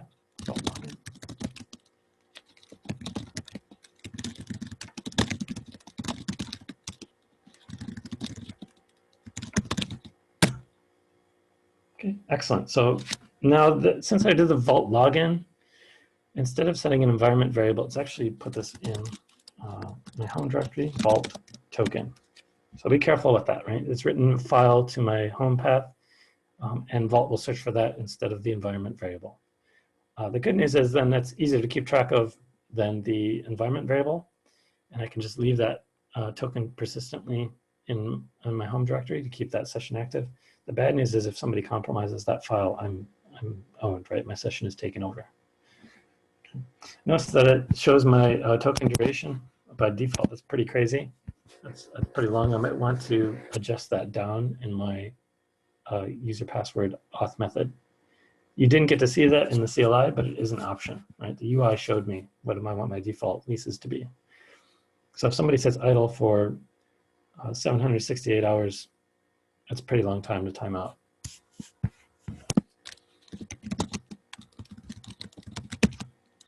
Okay, just to make sure.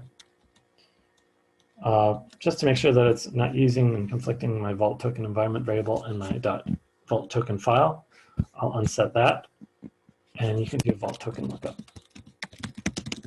And it should end in BU for me.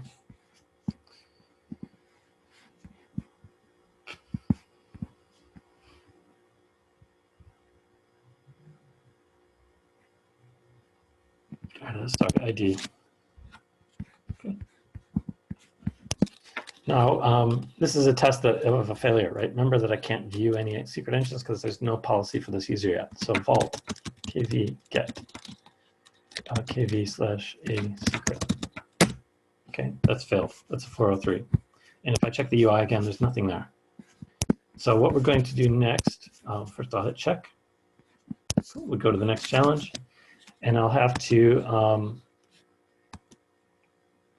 set a policy for that user. So no matter what kind of auth method I'm using, if I'm using service accounts, Kubernetes pods, service accounts, cloud account, if I'm using LDAP, I have to create a policy on that.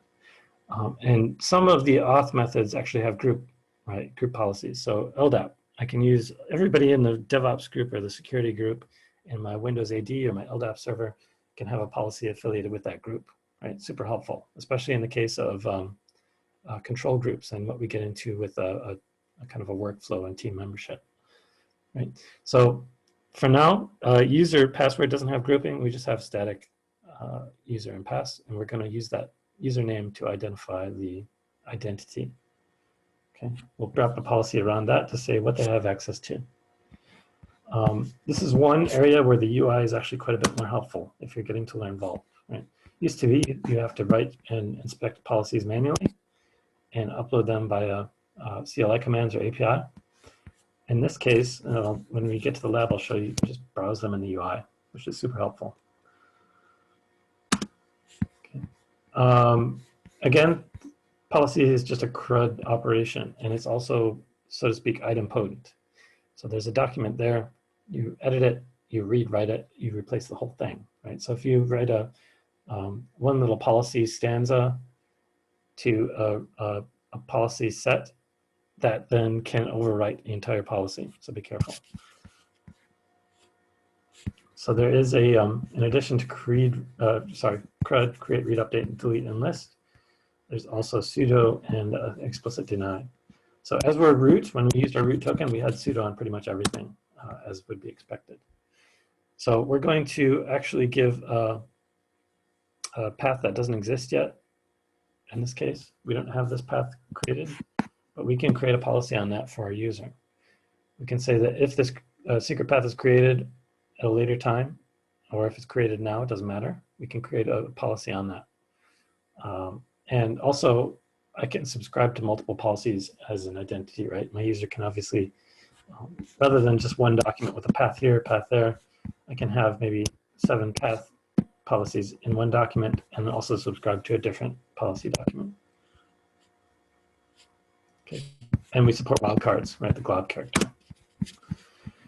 So manually done by the CLI, Vault policy read and write. I can actually browse this. Let me see. Just jump straight in and show you. That's easier than describing it. Okay, so challenge 6.1, we're going to do policies. Hit the start button. Again, I get the policies as files on the left that we're going to use. I have a CLI tab and I have the UI tab. And in fact, the UI tab already has my token somehow. That's interesting. So if I go to access, oh, I'm not logged in as root, that's why. Use my root token again. This is tricky. Log out. Log in with my root token, and magic, I can view my policies.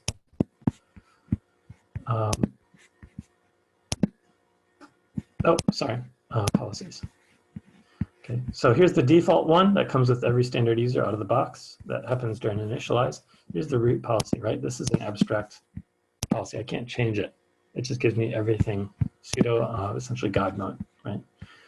A default policy that currently is used by the user we created has this, right? I can look up my own token. I can read my own token. I can do a renew on my token, right? I can do, I wouldn't want to worry about renewing a 768-hour token, but I can do that. I can revoke my token, right? Meaning log out, and I can check my own capabilities. I can't do much else. I can't really read the secrets. I can't really do anything. So that's what we're going to do. We're going to make sure that there's an additional one in here. Okay. So back on the policies, if I follow along, the CLI, export my root token.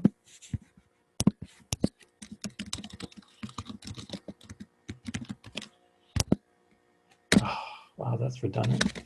It's the GNU all over again. Too many clipboards, sorry. I'm going to create a different username. Slash. I'm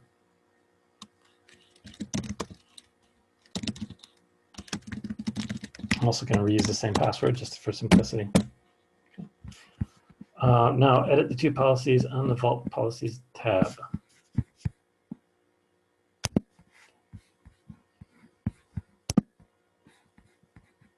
I can specify what user, oh, these are secret paths, right? KV data / user.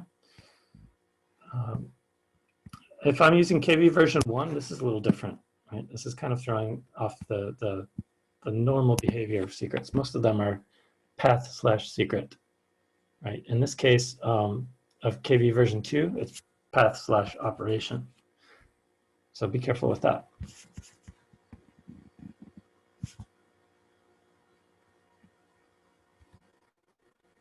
Okay, I'm going to set all currents of users to my own username. So in this case, this is going to be policy test.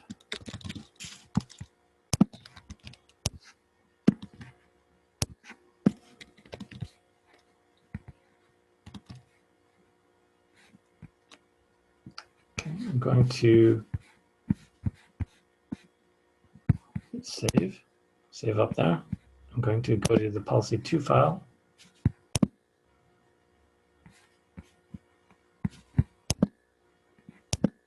Oh, that's strange. Browser fluke. Is everybody showing the right thing? Okay, I have to refresh. User 2. Oh, this is user 2. So I'm going to do this one as workshop. I see.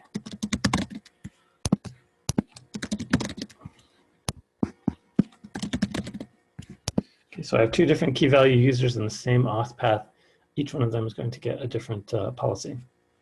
And on one, I can list the KVs, list the secrets under KV/metadata. And then the other one, same thing. Set save on both.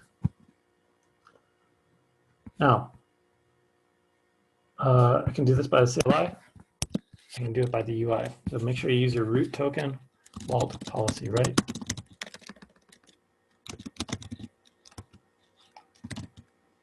Make sure I get this in the right order again.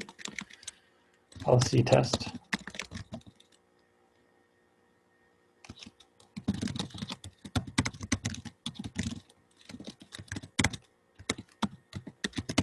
Double check policy test is 1.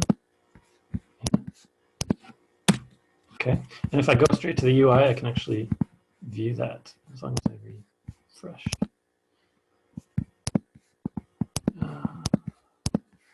There it is, okay. Again, I could have just done this in the UI, it's fine. If I'm automating, I obviously want the CLI. And 2.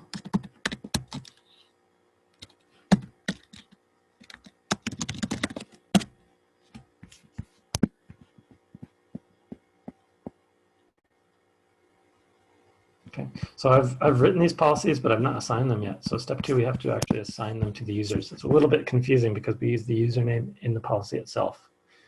Okay. Vault, right, auth, user pass, users. First one is policy test.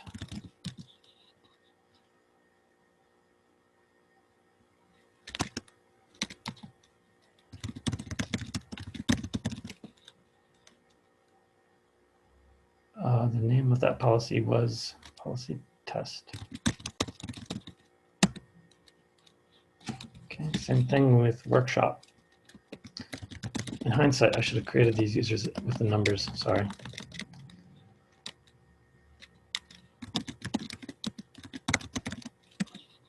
Okay, again, in the UI, I should be able to actually see where they're affiliated. But again, I can't actually browse the users in UserPass. Right, all I can view is the standard configuration. If I'm doing this in LDAP, that's probably one of the most common installs we have with enterprise customers. Right away, we bind to their LDAP. The cool part is you can actually say vault, right, auth, LDAP, or whatever LDAP path, and then LDAP groups, right? Rather than do this at an individual user level. That's kind of, that's not going to scale. Okay, log in as yourself. Click on the KV secrets engine. So I have to log back up.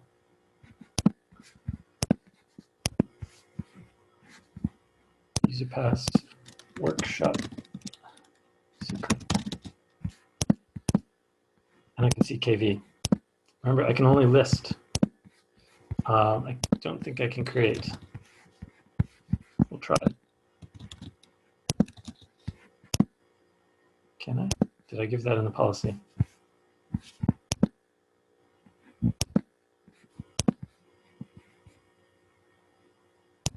Interesting.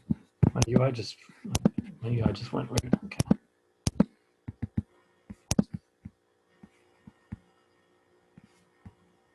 Jump back to the CLI. Okay, I think create the secret button, enter user age for the path. That's right, because it has to be the user path according to the policy. But now I've literally frozen the UI. That's strange. Okay, good. KV, I have to create it as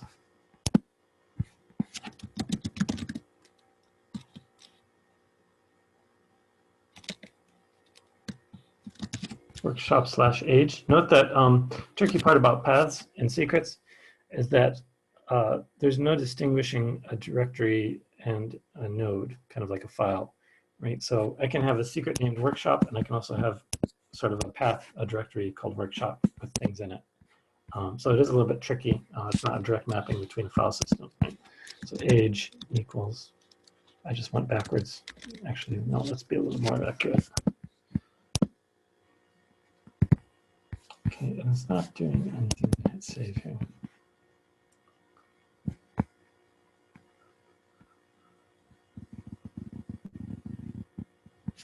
I'll log back in as the second user.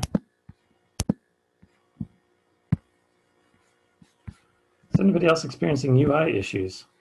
It's interesting.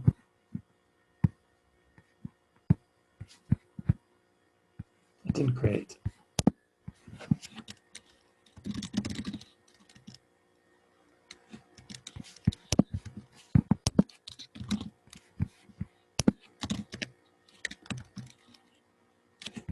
Right, path. Yeah. Let me do it by CLI, it's probably better.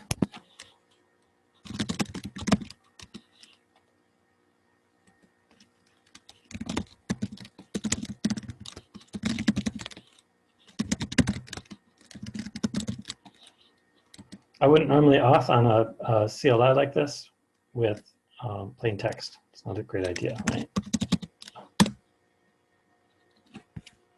Oh, I can't spell user pass right.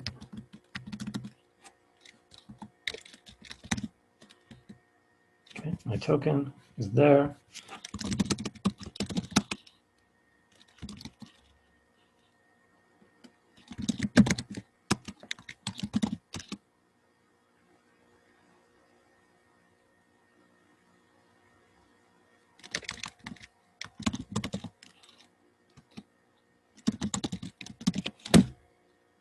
Okay, I can put that now. I could do it by, I can do the age by CLI, but I can't seem to do it by UI for some reason.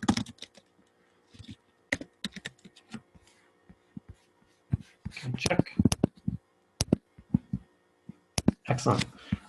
So one thing that is not described here, and this has been changed a little bit since last time I did it, we have in enterprise namespaces. So rather than just have KV/path where you can write your own secrets and manage your own secrets, we have a step further where it's almost like a parallel vault instance, right? Just like a Kubernetes namespace or any other multi-tenant solution. So instead of creating policies at the individual level on everyone's name, you get to have almost a whole separate slice of the universe, like a parallel universe. Okay. So we did a policy, we did it at the individual user level. That's pretty rare. Maybe if you're doing like a special application, an app role, but in the real world, you usually use groups for users, right? By external auth. Okay. And if I do, if I'm still in that instruct tab, I can actually go back and look at the UI and see what the policies are.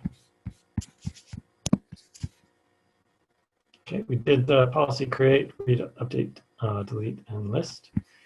We did a policy write and a policy attach to a role, essentially the user pass. Okay.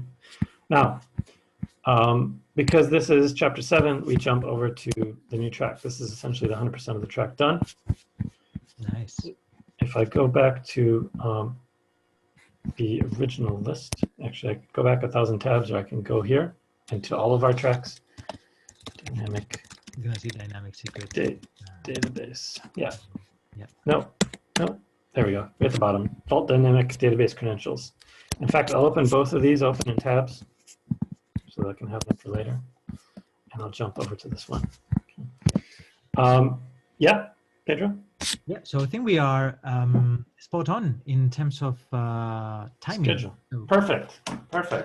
So we had scheduled the hands-on part number 1 until 2:30 UK time, UTC +1. So now we're gonna have 15 minutes break as was programmed, and after that we can have the second part and the third part, and we're gonna close and do a Q&A. Probably the second block is not gonna have any break because I guess we're gonna do the dynamic secrets and the encryption as a service part a bit. And if you have questions, as you have done in this this block, just raise your hands or ask the question in the group chat. We will take you to a breakout room, and we can talk as we have done. I was talking with Asaf about app role, and we will follow with that app. But do not hesitate to do that.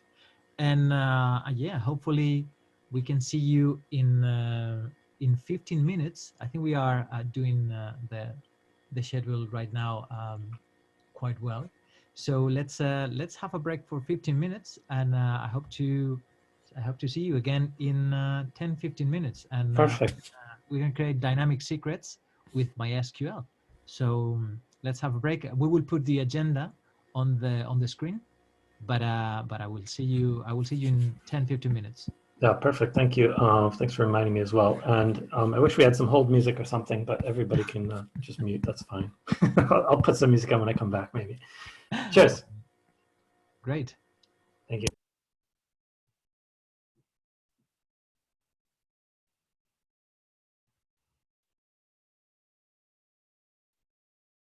So, John, do you want me to share the agenda on the?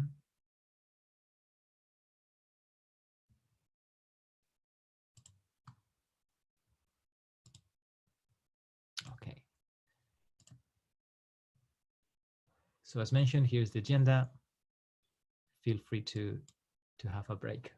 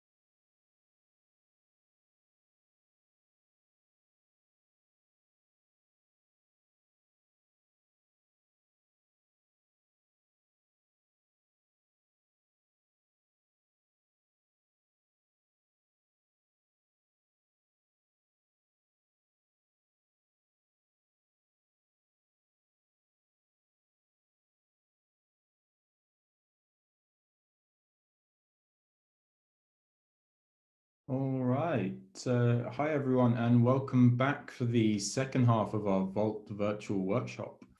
Thank you so much for staying with us.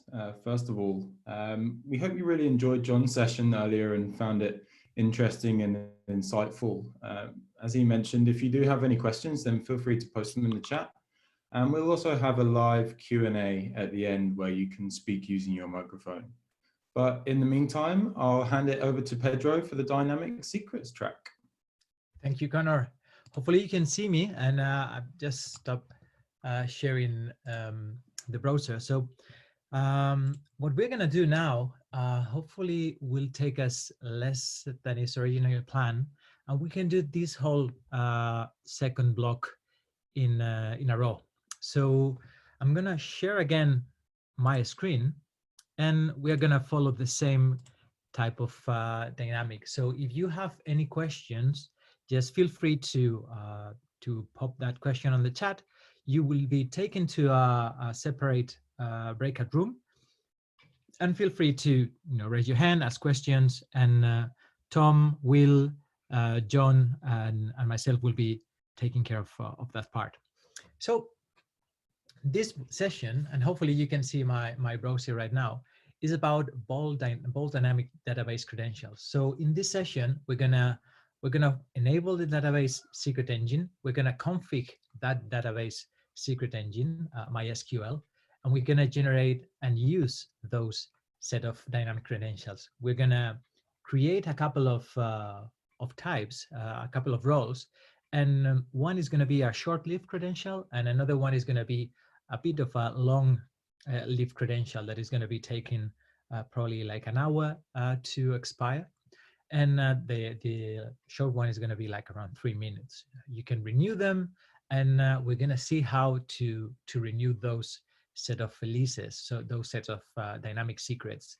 And in the last part, what we're going to do, apart from renewing those leases, is to revoke the leases. So we're going to see how these short-lived credentials can also be revoked. And we're going to revoke single leases, but be reminded you can use path-based revocation to revoke the leases associated with a role or the leases associated with a secret engine. So if all that is now sounding a bit weird, don't worry about it, because we're going to cover that in depth.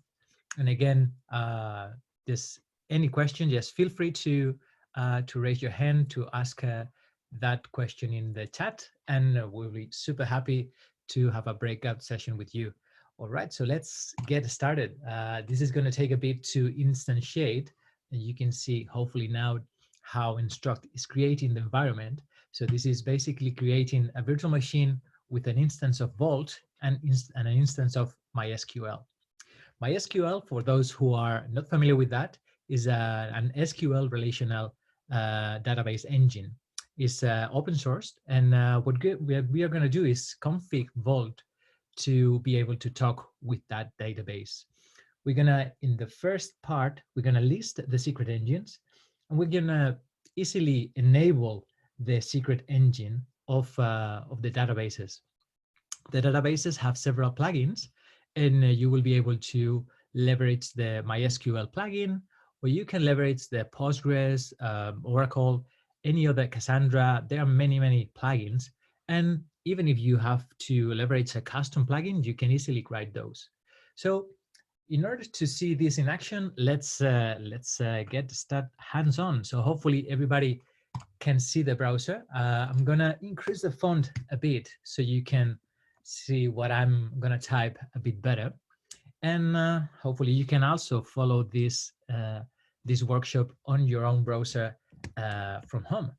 So let's read this bit, and let's execute, copy and paste these commands. This is going to be super simple, super easy to just copy the command to secret the list engines command. So Vault secret list is going to basically take whatever is enabled in our Vault instance, and then we can see cavi hole and a few KV secret paths. And we can see that the database secret engine is not enabled yet. In order to do that, what we're going to do is copy this command. We're gonna paste it over here, and before hitting enter, we're gonna explain a bit, and we're gonna follow the same dynamics this session. So Vault Secrets Enable is gonna obviously enable this database secret engine, and it's gonna do it in a different path that is set by default. By default will be the database path. So we're gonna use this lob a workshop database path in order to enable that. Once we do that, we can see that it's enabled, and we can just hit check.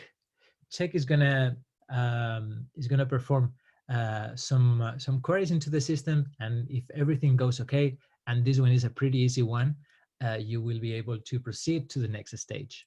So if you click on check, we can see that is correct, and we are going to be redirected to the next challenge.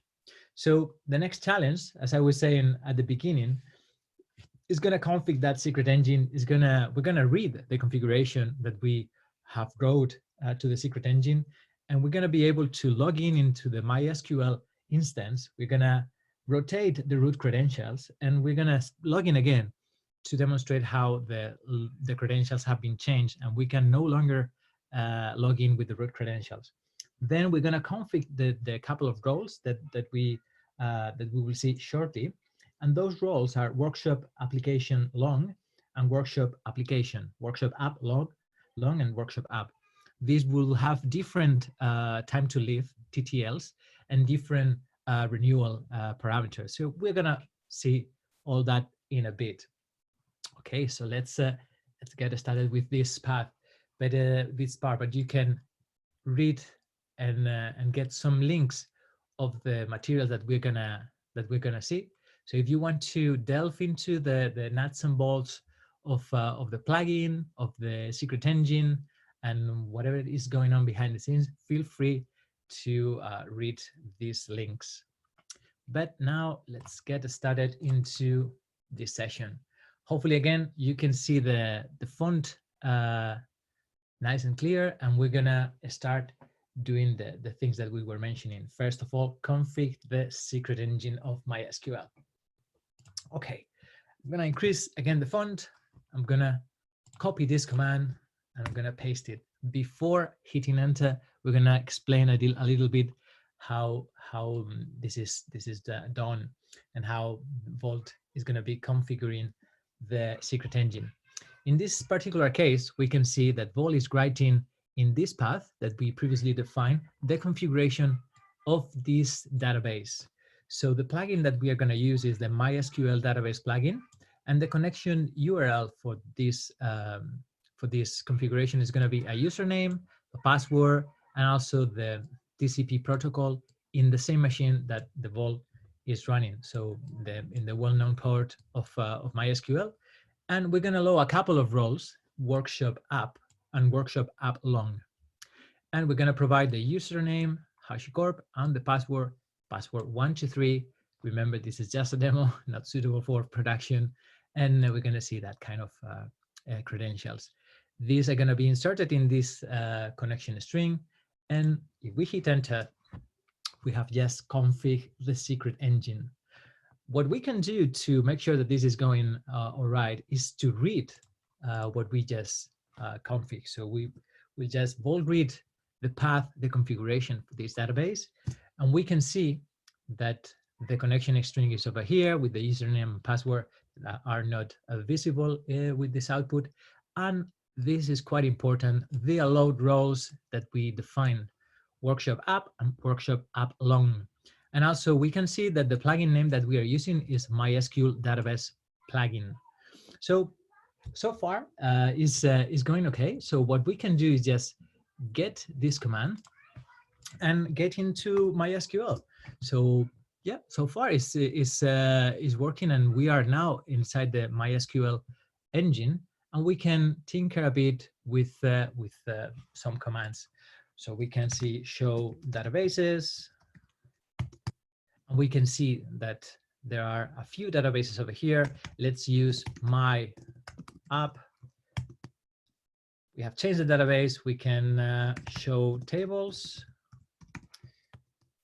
We can see the customers table, we can describe, if I remember correctly, the MySQL commands, the customers, and we're going to see the table and the fields, and we can obviously do a simple queries using SQL. So we select everything from customers. See, in this case, a couple of registers of the database. So far, everything is okay. We have used the credentials, the default credentials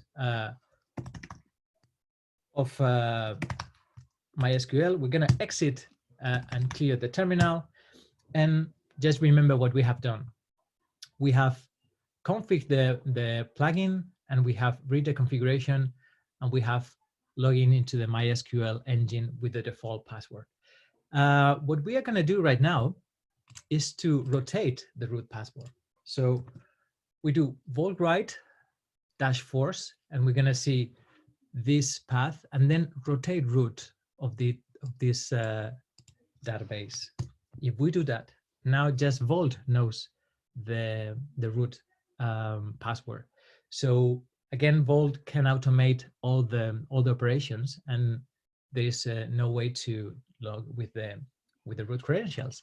And in order to make sure that this is the case, we're gonna copy and paste the previous statement. So if we do MySQL-user HashiCorp and the -p, that is the password and the previous password, if the password has been rotated, we are getting this authentication error. So the rotation has worked, and this is quite important, because in that way we cannot leverage the default credentials.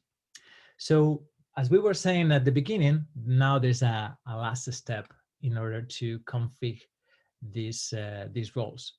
So we're gonna have a couple of roles, and we're gonna copy and paste the command. Let's clear the console, and we can see that we're gonna write the first role. So this first role is workshop app long, and we're gonna select this or use this database, and these are the creation statements that we are gonna allow. So this role can create users and can grant them some passwords. So the default TTL is gonna be 1 hour, and this set of credentials can be renewed up until 24 hours. So this is the workshop application long role. So we're gonna hit enter, and we're gonna see that this is successfully written to this path. And we're gonna do exactly the same, and before again pasting and pushing enter, we're gonna explain that is briefly the same. But in this particular case, workshop app, not workshop app long, is gonna be a different role that is gonna do basically the same. But the difference, as you can see here, is the default TTL, that is gonna be 3 minutes, and the max TTL, that is gonna be 6 minutes, instead of the 1 hour and 24 hours that we were seeing before. So we hit enter, and that's all. So just to recap, in this second step, we have config the secret engine. We have read the configuration of the secret engine that we previously wrote. We have logged into MySQL. We have tinkering a bit with the MySQL database engine, and we have rotated the credentials of the root user of the MySQL. We have tried to log in again. We got that error because the root credential was rotated, and we have configured both roles, workshop application long and workshop app long and workshop app, with these parameters, these short-lived credentials, these short-lived secrets that are going to be for 1 hour and for 3 minutes, respectively. So that's all. And what we can do is hit check, and Instruct will say that everything is correct, and we're going to be redirected to the next challenge. Okay, so hopefully everybody is following this, and otherwise feel free to raise your hand and ask us any questions. So again, in this third part, we're going to generate dynamic secrets. We're going to do it with both of the roles that we have defined, and we're going to do it using the API, we're going to use it, we're going to do it using the CLI, and we're going to do both things for long and short credentials.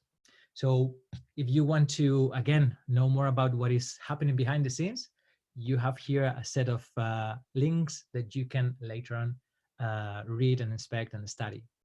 Okay, so let's get into that. So we start the console session, and hopefully you can read well the console. And we have a few commands here that we're going to be copying and pasting. So let's do the first one. So the first one, and before hitting enter, we're going to explain again what is going behind the scenes. Once we hit enter, is making use of curl. Curl is basically a tool to leverage the API of Vault. And just remember, as John was saying in the presentation, that Vault, and not just Vault, every single product in HashiCorp is an API first product. So everything is accessible, everything is doable with the API. So we're going to leverage that API, and this is paramount. This is critical for automation, and we're going to basically do a read operation on this workshop app, and we're going to generate a set of credentials. So if we hit enter, and also the queue is going to format this JSON for us, we're going to get this set of credentials. And it is important to note that this username, this password, did not exist before we hit enter. So these credentials have been dynamically created by Vault, leveraging this API call. So let's get into the response and analyze the response that we are getting. So we're getting a username string, we're getting a password string, and we're going to get a list ID. So these three things are quite important. Also, we are going to get some parameters about if the lease is renewable or not, and we're going to get also some parameters about the lease duration. So this is basically the number of seconds that this lease is going to be active. If you remember well, this profile, this role, is going to create dynamic secrets that are valid for 1 hour. So this 3,600 seconds is basically that. This hour, we can use the Vault username, the username that Vault has generated, and the password that Vault has generated for MySQL. And we have done this using the API, but in the same way, we can leverage the CLI, because the CLI is just a wrapper on the API, and the web user interface as well is just a wrapper of the API. If you want to access the Vault user interface, John was doing that in the previous session, but feel free to do that. You can log in and you can tinker with the graphical user interface, this web user interface, and you can see here the secret engine that we just enabled and configured. If we go back to the CLI, just remember that we were creating this set of credentials. So if we copy and paste this command, we're going to read from this path. And again, we are leveraging this role. So this role, just remember that is the role that is creating MySQL credentials valid for 1 hour. So we hit enter, and we're going to get the same type of response. So it's a list that is renewable, it's a list that is going to last 1 hour, and we're getting a username and a password for the MySQL. Hopefully, so far is so good, and everybody can keep the pace with this. All right. So if we continue, we can do exactly the same, but leveraging the previous role. So if we execute this command, and if we do a read, but leveraging instead of workshop app long, workshop app, what we're going to get is, again, a different set of credentials, a different set of username and password. And the difference with the previous one, because we're using a different role, is that the role is going to create a set of credentials that are valid for just 3 minutes. And the difference with the previous one is that the previous one was valid for 1 hour, and this one is just for 3 minutes, as you can see over here. So we can test those things, and we can see what time is now in this system. So we can see that is 2:05 in UTC time. So what we are going to do is do mysql-u to log in. We're going to leverage this username, and we're going to leverage this password. Remember that this set of credentials are valid just for 3 minutes. So because we are in that time window, we can log in. So we're going to do some things that will consume a few minutes.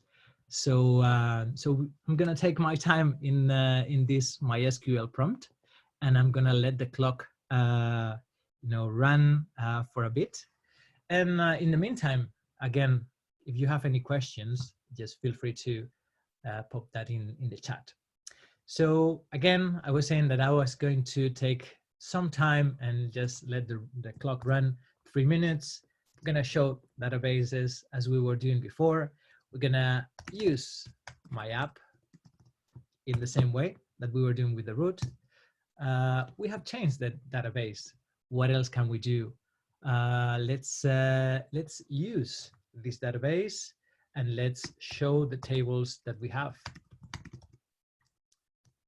We can show the tables again. We are finding the same information, and we have customers. So if we describe again this table with these credentials, this username and this password, we can see the table that has these fields: customer number, birth date, first name, last name, creation, social security number, address, salary, maybe. We can get some of these values. So if we get the first name and the last name of this table, we're going to get the following information. So Larry Johnson and Sally Uriel, or however you pronounce these, are the first name and the last name from the customers that we have in this table. All right, so we have spent a bit of time doing some operations in this database. So what we're gonna do now is just quit this database session. So before was 05, and now this is 07. We didn't even take 3 minutes. So we're gonna have to do some other things in the console. But basically, these operations can mimic whatever an application, whatever a human wants to do. If an application wants to just get some data, the set of credentials that you can give to that application might be 3 minutes. It's a short-lived one, but if for whatever reason your error message, your log engine, your log application accidentally dumps the set of credentials into a text file, it's not a security issue. It's not a data breach, because those credentials will be invalid. So if we check the date now, and it's already 3 minutes. If we try to log in again, the set of credentials shouldn't be valid. Hopefully, if we go over here, was 5:02, 0 seconds. So we are 3 minutes later. If we use the set of credentials that Vault generated for us, surprise, there's the set of credentials are not valid, because the credentials are expired, and Vault will be taking the burden, taking the magic behind the scenes, and will revoke the access of that set of credentials. So those credentials are no longer valid. So in that scenario where something was dumped into a text file, this is now with dynamic secrets a moving target. So a potential attacker might be inspecting logs, might be inspecting some data dumps, but will find a set of credentials that are no longer valid. So that's the beauty of dynamic secret, the beauty of HashiCorp Vault. So that's all that we have done in this third step. So if we check how things are going, everything is correct, and we're going to be redirected to the next challenge. So the next challenge, and it's going to be the last one, we're going to do a few different things. So in this fourth challenge, in this fourth part, we're going to again generate a set of dynamic credentials, and we're going to renew the lease of that set of credentials. We're going to renew it by 120 seconds, a couple of minutes. And later on, we're going to add a few zeros to that renewal. So we're going to see that Vault is going to complain a bit and say, okay, this is beyond the max TTL of that lease, and it's going to give us a message. So we're going to, again, generate that dynamic secret, and we're going to revoke that secret. So we're going to later on test that is no longer valid. So if we did, for whatever reason, if we want to revoke the access to MySQL or to any other application, any other secret engine, we can revoke that individual lease. We can revoke that set of leases based on a role. We can even revoke the whole path to a secret engine. Okay, so once we have explained what we are going to do, and again, once again, if you want to delve into leases and how to renew them, how to revoke them, the TTL, there are a few links on the Instruct platform that you can delve in and you can read more if you are interested in. Okay, so let's get started. And as you can see, Instruct is starting this, and we're gonna do a bold read and generate a set of dynamic credentials. So again, copying, and probably we don't need any explanation, because this is something that we did in the past. Not surprisingly, this is going to generate a set of credentials that are going to be valid just for 3 minutes, are renewable, and are this username and this password. So if we get this command and we do Vault write to this path, I'm going to get the lease ID, and we indicate an increment in seconds. We're going to renew this credential. So what we're going to do is grab the ID of the lease that Vault has given us. We're going to close the quote, and we're going to indicate an increment of 120 seconds. So once we hit enter, the lease, the set of credentials, are going to be renewed by 120 seconds, a couple of minutes. If we do that, we can see that now the lease duration has been renewed by 2 minutes and is still being renewable. So we can see that what we got in the output is very similar to this. And what we can also do is leverage this Vault write sys leases lookup command. And what we can do here is just get the lease ID again. So we are getting all this string, this long string. We're gonna copy and paste, close the quotes, and if we hit enter, we're gonna see something similar to this. We're gonna see the TTL. We're gonna see if this lease is renewable, when was issued, and a few things more.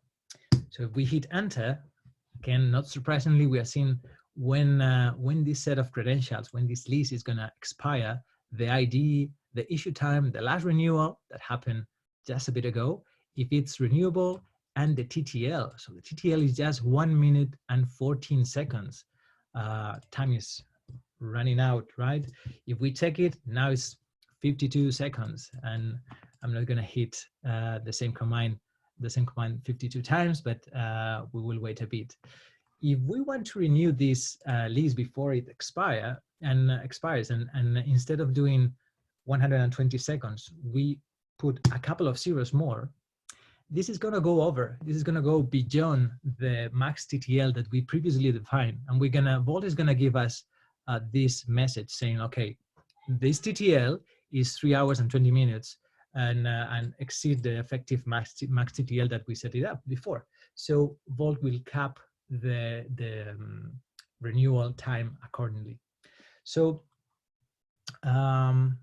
we have seen this same message. So what else can we do again? We didn't revoke this list, so maybe it's a good thing to clear the terminal and then generate a new set of dynamic credentials.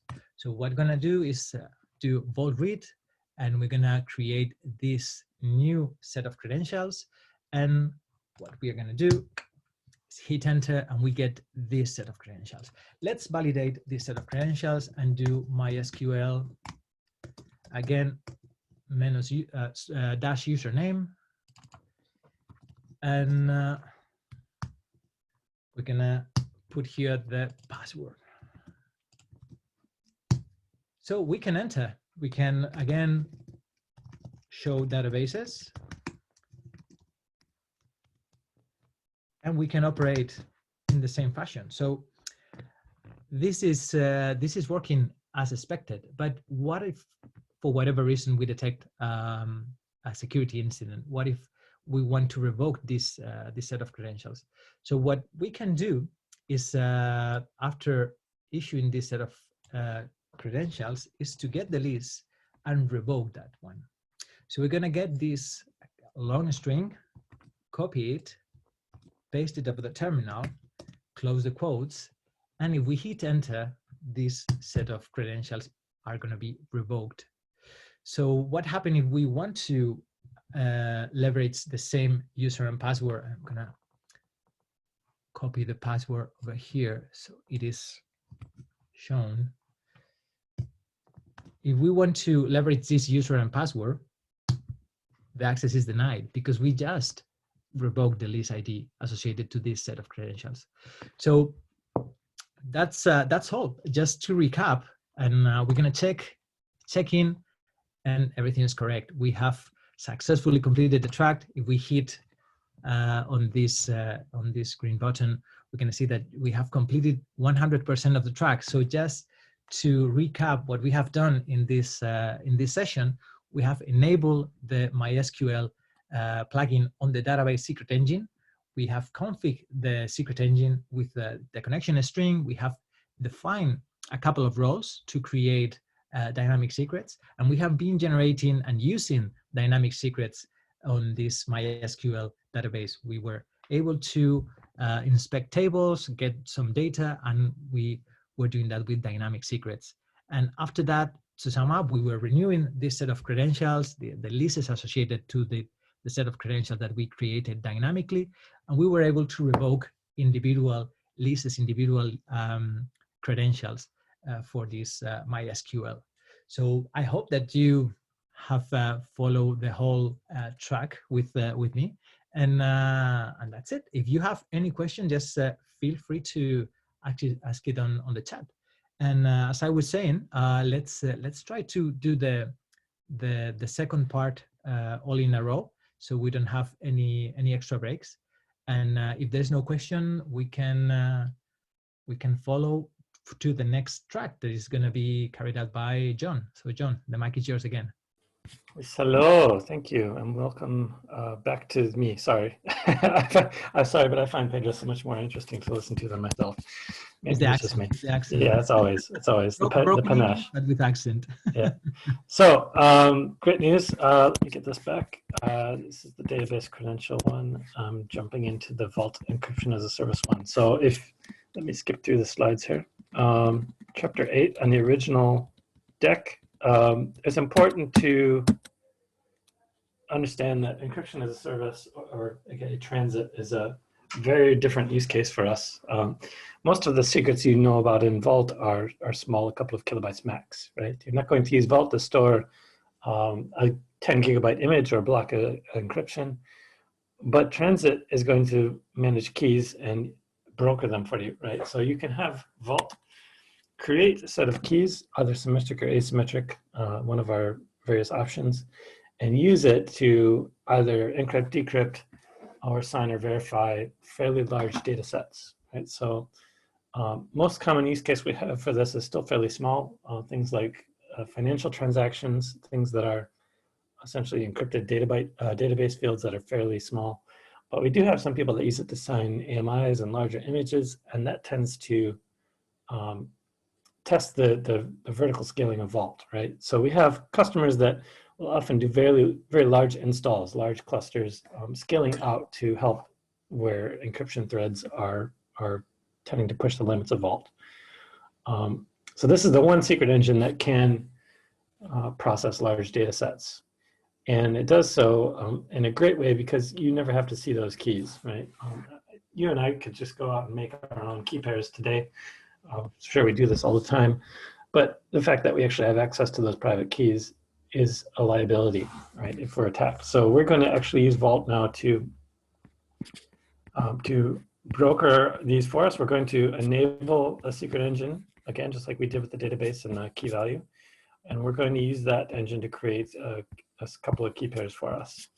Okay. And Vault will actually give us the option. We'll show you how to make a key that can or cannot be exported. In the case of asymmetrical keys, that's obviously a little bit confusing because if I export a private key, that's that's an option that I can have. I may not want to do that, right? In fact, we have some people that use policy to prevent the exporting of private keys. In any case, you can always export the public key, right? Because it's public, it's not sensitive. People will use it to verify your signatures and things like that. Okay. So, engine benefits provides not just developers, but actual operational code and production code. Well architected encryption as a service API, so that they don't have to become encryption or cryptography experts. Okay, provides central key management. That's creation, rotation, revocation, etc. Not revocation as such, but rotation. And ensures that only approved ciphers and algorithms are used. It supports automated key rotation and rewrapping. And rewrapping is a case of FIPS compliance, at least in states where you have, you can have an HSM seal wrap your responses as well. Yeah, John, are you sharing your screen?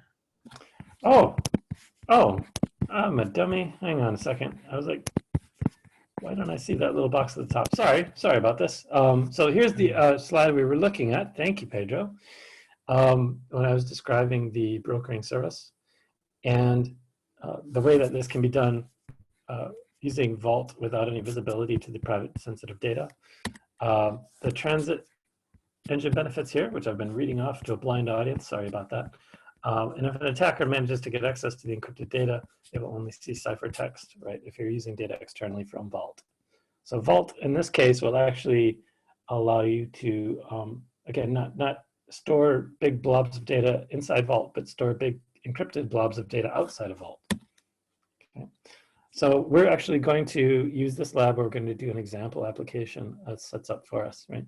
It will enable us to use transit via the application code that's set up for us in a way that we can enable or disable it on the fly, okay?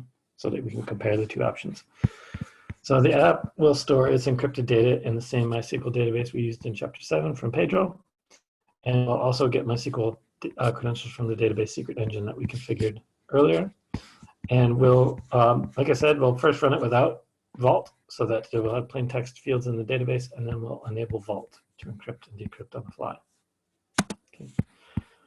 Note that this isn't just used for web applications. This is used for financial databases. This can be used for just about anything. But for our cases and Instruct's cases, this is a much easier identified and demonstrated with a web application. Okay. So the records view and database view we see here. We'll get into it actually in a second. This is what I'm going to see. Obviously, things like social security numbers and sensitive PII, I'm going to want to encrypt that. And in fact, we have a new use case. We talked about the transform secret engine. Essentially, we're going to be able to mask these fields instead of encrypting them. That's a new option. Okay. I wouldn't be surprised if we see that in a lab in an Instruct workshop fairly soon. Okay. So we have a form and we have a report, essentially. We're going to create this so that all of the data in the form gets passed through encryption, right? So the database view, which is the report field, we're going to want to make sure that everything in there is secured. So a bit more examples. I'm going to just jump right in here into the lab. Okay, sorry. Jump in, and I think this is a fresh track, so I'm going to have to start and create my new environment. It takes 40 seconds. Some of these tracks actually have a VM, some have containers, some have a little of both. So it may take a while to spin this up. But a bit of an example, my own vault again that I'm running here.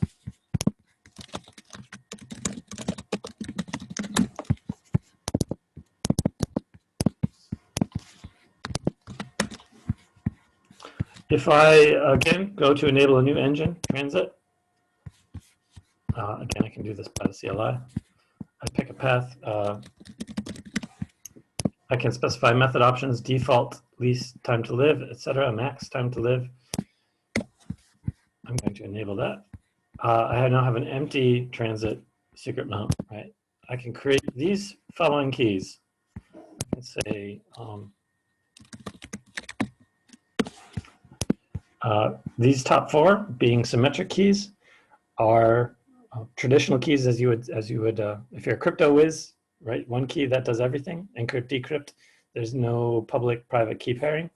RSA, obviously, being our asymmetric options, this gives you the option to export the public or private keys, right? So I'll take an asymmetric one, and if I check this exportable, that allows me to export the private key. So I would be careful. Most people don't want to use this unless they have an air-gapped network or some field device they're going to use. Okay. The beauty of the UI, again, I can use it straight here to encrypt, decrypt. I can do signature and verification here because it's symmetric, because it's asymmetric, right? If I used a symmetric key, I would only have the HMAC. I could only use that key to hash. But the beauty of the asymmetric keys is that I can sign and verify and distribute my signatures. Okay. Now let's check. Is this up and running? Yes. Okay. This is a fresh environment. Remember, it's a whole new track, so a whole new environment. I can do a vault secrets list to see what I have enabled already. And I don't know if Pedro enabled his text bigger. I hope mine was big enough. Can everybody read that? Even if it wraps funny, it should be okay. Okay. I have the vault UI again, and I forget my root token is root again. So if I want to view this either way, I can do that. There's no transit engine enabled yet. I just have everything that was in chapter 7. Okay. So I'm going to enable here, just like I did in the UI, a transit mount. In fact, if you're using an older version of Vault, probably older than a year ago, there wasn't secrets enable, it was Vault mount, Vault secrets mount.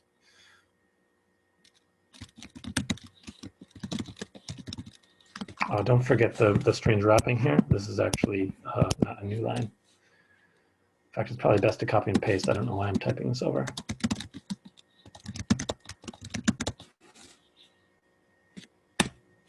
Okay. Check that will let me pass.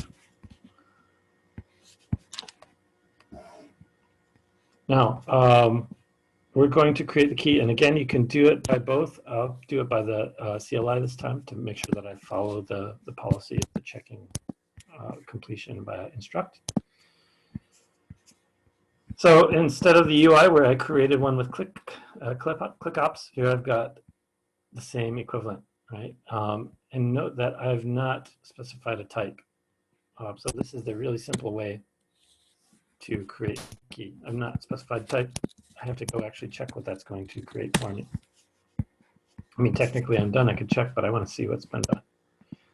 So here's the customer key. The type was the default AES256 with the 96-bit nonce. Right? And if you're not a crypto wizard, the nice part about these GCM and this nonce is that if I encrypt the same thing twice, I get a different cipher every time, right? It's like a salt. So it kind of scrambles the cipher each time. And if you're using something like EML or some static encryption in an automation tool, this is a lifesaver, right? To make sure that if somebody manages to break one of my ciphers, they don't necessarily get all of the keys to everything. It's that much harder. Okay. So back to the CLI, I check. I move on. We've now created that key in our new mount, our new transit secret engine mount. And we're going to use the Python web application. So it actually pops up in a separate tab. If I come here, I can see the Vault UI and I can see the web app. Again, I believe this is running inside a container in instruct, so you can feel free to abuse it, do what you want with it, and then trash it and start over. Okay. So we have nothing in it right now. What we're going to do is first use it without. Click the add record and add a new record with some fake data. And I'm missing, what am I missing here? John, if you go to the web app and then click the top right minimize thing.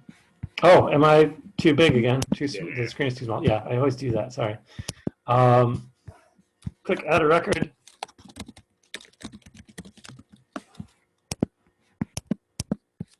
What's today, right? April. Why not? Should be a calendar selector, but I'll leave blank. SSN for the non-Americans is our 9.0 essentially, right? But it's quite a bit more sensitive. Oh, look at it, I've done this before. Yeah, great. Okay, so you can see that this went in plain text. That's what we want to avoid. Get rid of that, and now I have to demaximize. Okay. So I've added a record. I'm going to check. We're going to use the Vault UI to rotate the transit encryption key after we enable this. We're actually going to do 2 steps here. So back end, I've got to find the PID, right? In fact, I can actually do a pgrep if it's installed. That's my Vault PID.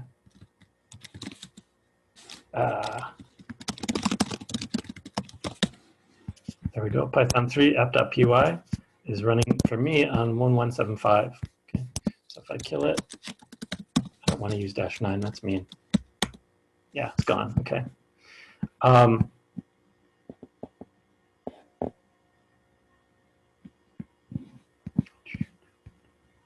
Edit the config.ini file, which is over here. Okay, and there's a field here, encryption enabled equals true. And I want to, sorry, enabled false, vault, enabled true, and dynamic credentials, right? So there's the 2 steps here. If I do one at a time, you can experiment on your own. You can enable the Vault Transit, and you can enable the dynamic database credentials separately. I'm pretty sure the code for this application is public on GitHub. I just have to get you the link later if we don't have it. Okay. Save this, click the link to save up there, and then I rerun the application. So I'm going to go back to the CLI.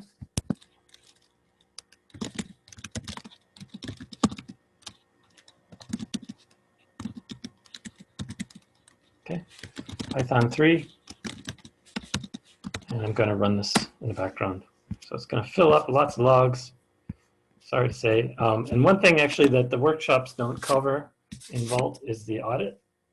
Audit devices are useful for obviously audit trails, and every transaction that comes through the API will get logged if you enable this, right?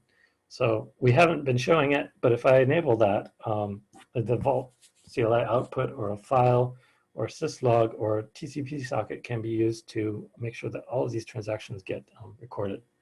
And recorded in a way that the sensitive data, all of your tokens, your identifiers, et cetera, are hashed. You got to have an HMAC around all of those to keep them private.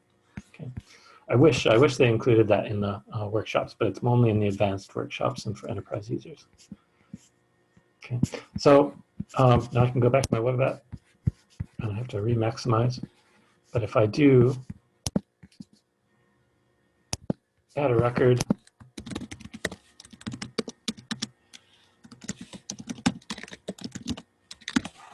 same thing, London.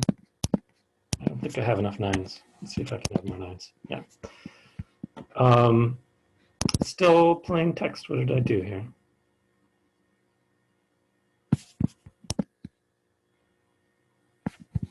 I set it to true. Saved it. Something's not right here.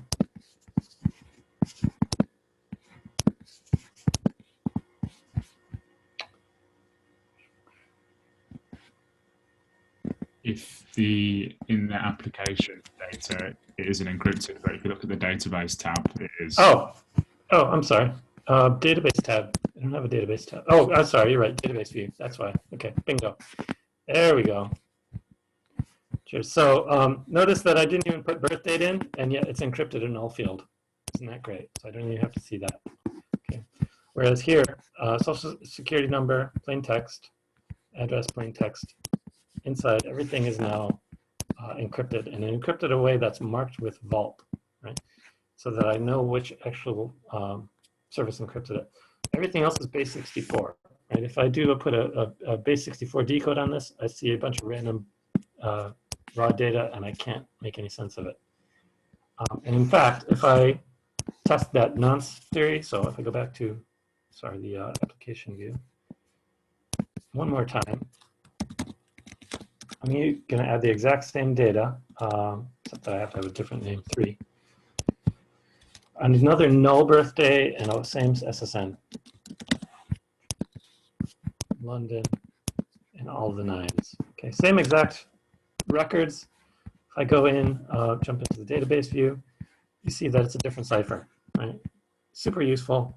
If I'm finding this data, I can't tell if that's consistent or if it's the same data or what makes, I can't make heads or tails of it, which is really useful. Obviously, the application doesn't use Vault for first name, last name, because those are unique keys. Does that make sense? Hope everybody kind of gets the gist of that. Now, I believe we have to rotate.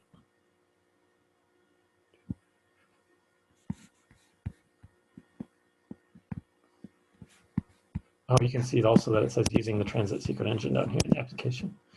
Okay, return to the web app, add another record. Log into the vault with the root token, click on the transit secret engine. Root is root. Go to the transit engine, customer key. I can view this again, so I'm going to rotate it. Remember, this is misleading again because I have to maximize, but I've got the key operations over here. And I can actually, I can view the details of the key. I can view the versions if I've rotated it. And I can also take an example here, go to key actions, go to the web application database view, and I can actually use that to decrypt my SSN manually. Okay.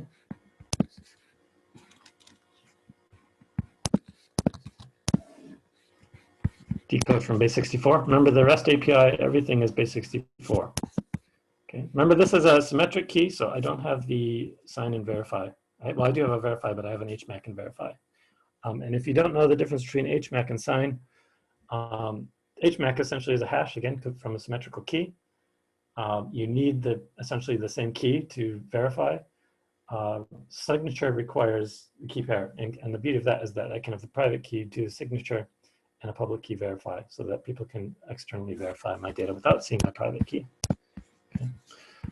I believe then unmaximize, and that should be, I have to rotate customer key, so I have to unmaximize and remaximize quite a bit here.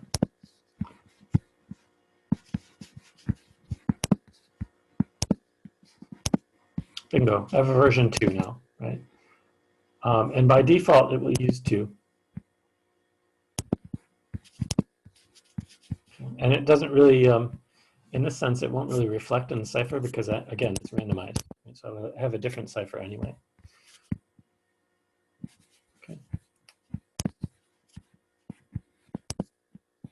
What did I do? I went to kill the web app yet, of course. I did kill the web app. I had that problem earlier, Joe. Oh, because you killed it without the -9.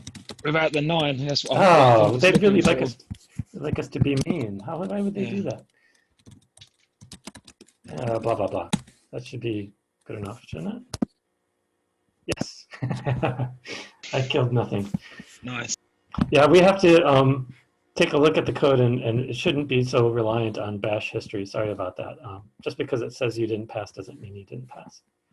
Okay, so try, anybody that has their own vault running locally again can go through and, like I said,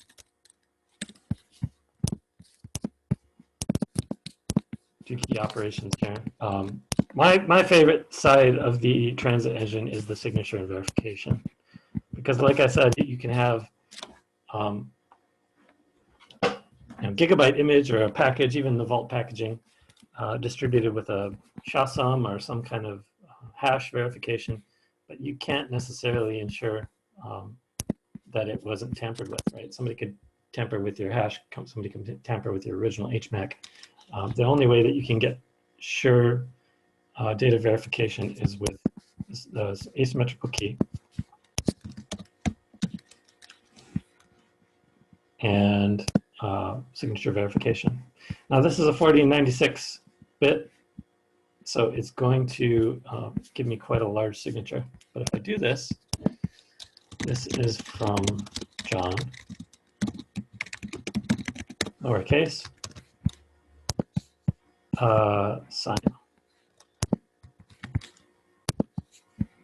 I pick a hashing algorithm and a signature algorithm.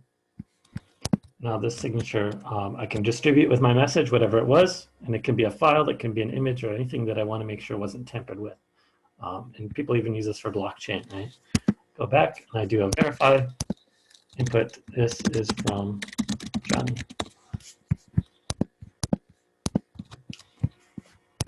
Right, valid. Now if I, obviously this,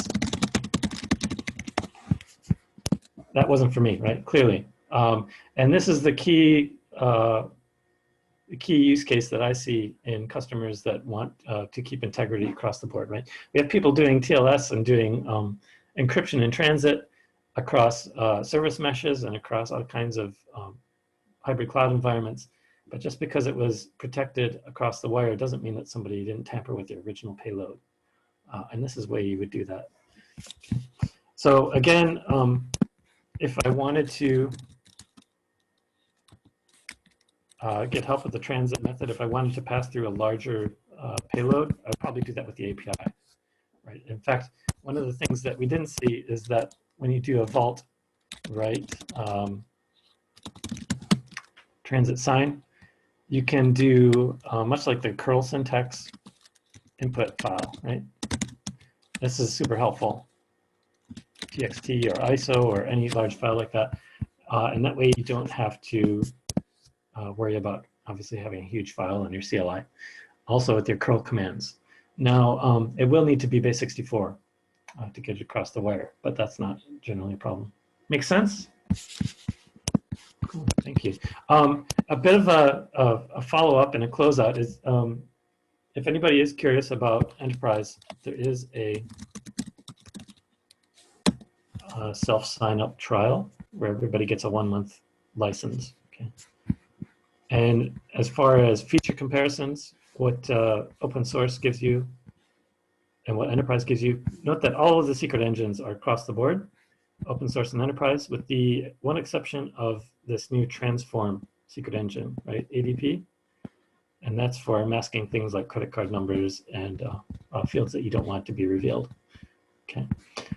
All of the secret engine we discussed, open source, enterprise across the board, all of the auth methods, open source and enterprise across the board.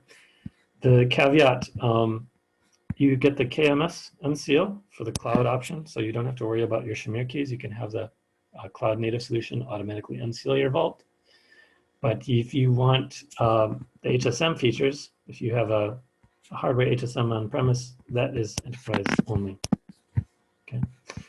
The 2 replication levels we discussed, DR is both levels of enterprise, and active replication, as we call it, performance replication, is premium only.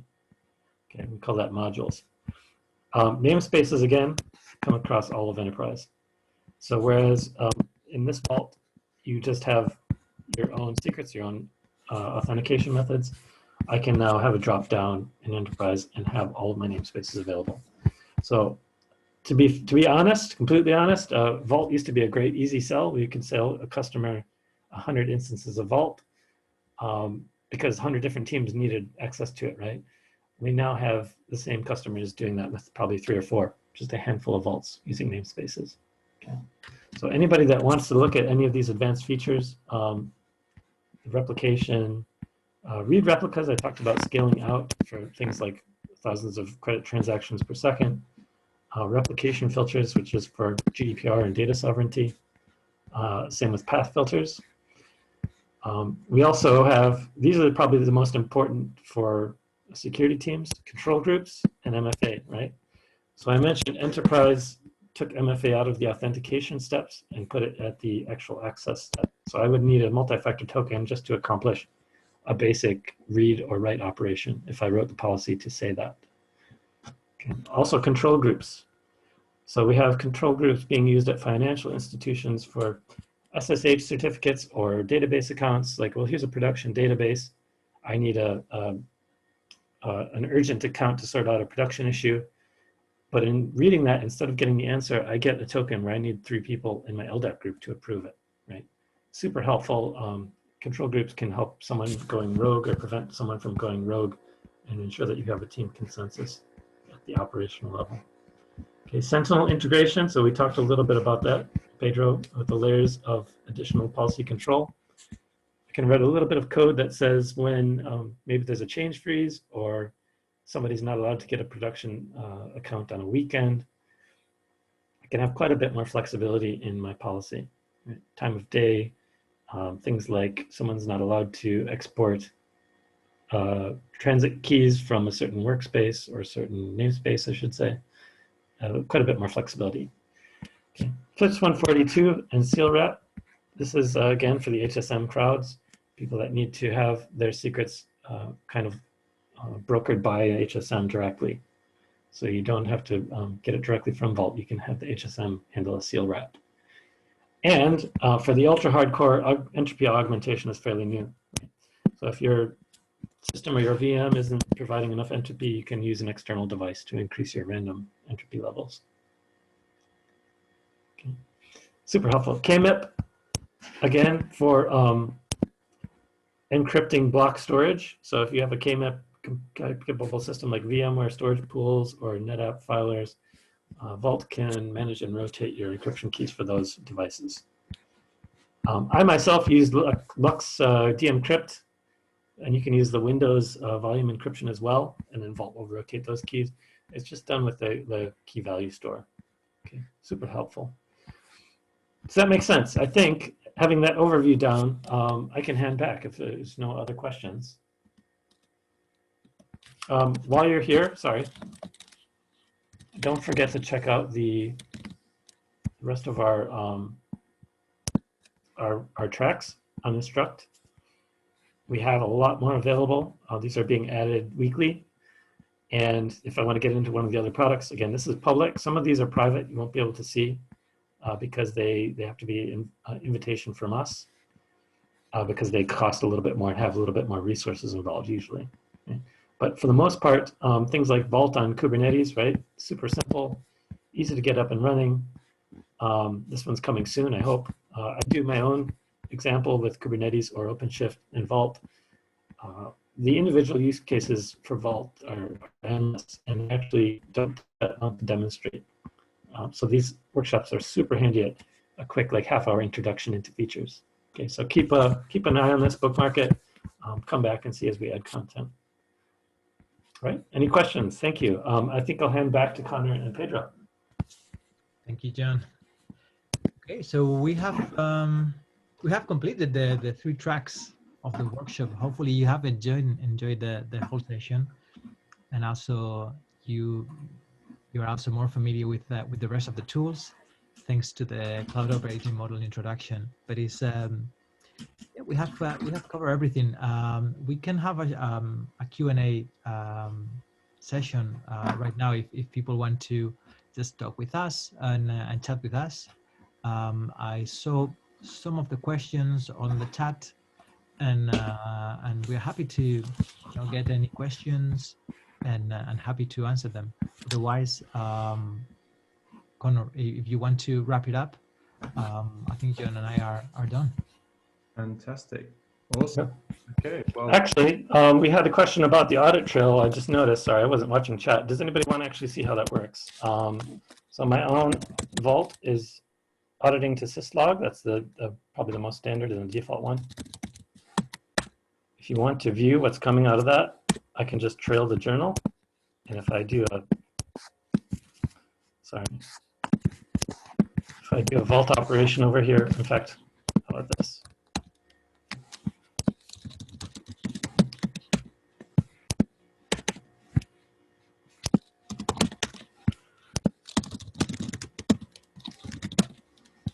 Boom, right? There's quite a bit of verbosity in this. Each one is a single line of JSON document. So like Pedro said, it includes quite a bit of information. I might need to actually pipe it into a SEAM solution. That's most common. People will use Splunk or Elk Stack. But look at this. I mean, I can see in detail what was required, what was asked. I can see that my client token was HMAC'd, was hashed, so it's private. I get timestamps, I get my IP address, and I get all kinds of information that's going to really help the auditors if we get a forensic investigation. Okay. I wish we had done this. You do a vault audit, enable syslog, and that's all it takes, and then you're auditing. Okay. And the beauty of that is that if somebody compromises one of your audit devices, I'm sorry, all of your audit devices, if you're auditing to syslog as well as a TCP socket, if somebody disables both of those, Vault will stop operating, right? It will make sure that you can't do any operation and cover your tracks. Okay. Sorry, Connor, didn't mean to steal your thunder, just saw that question. Yeah, no worries. We seem to have had another question come through from Pavel saying, would you be able to publish the record of this session? A lot of very important information, and I'll be happy to go over it again. Pavel, absolutely. We will be sharing the recording for this session. Probably within 24 hours, you'll get an email. As well, we can share all of the instruct links as well as the slides that we presented at the start. So that will be shared with everyone. But all right, well, thanks for that, John. Awesome. Well, with that, I just want to say thanks again to John and to Pedro, as well as the rest of the HashiCorp team for your support today. But an even bigger thank you to everyone that took the time out to join us. We really hope you enjoyed learning about Vault this afternoon. If we do have any last minute questions, feel free to come off mute after this and you can ask them on the microphone or put them in the chat and we can read them out. We'd also love to hear your feedback on today's session and how we could improve it. Ultimately, this isn't the ideal format. We usually do these in face-to-face, but we really hope you've found today's virtual session valuable.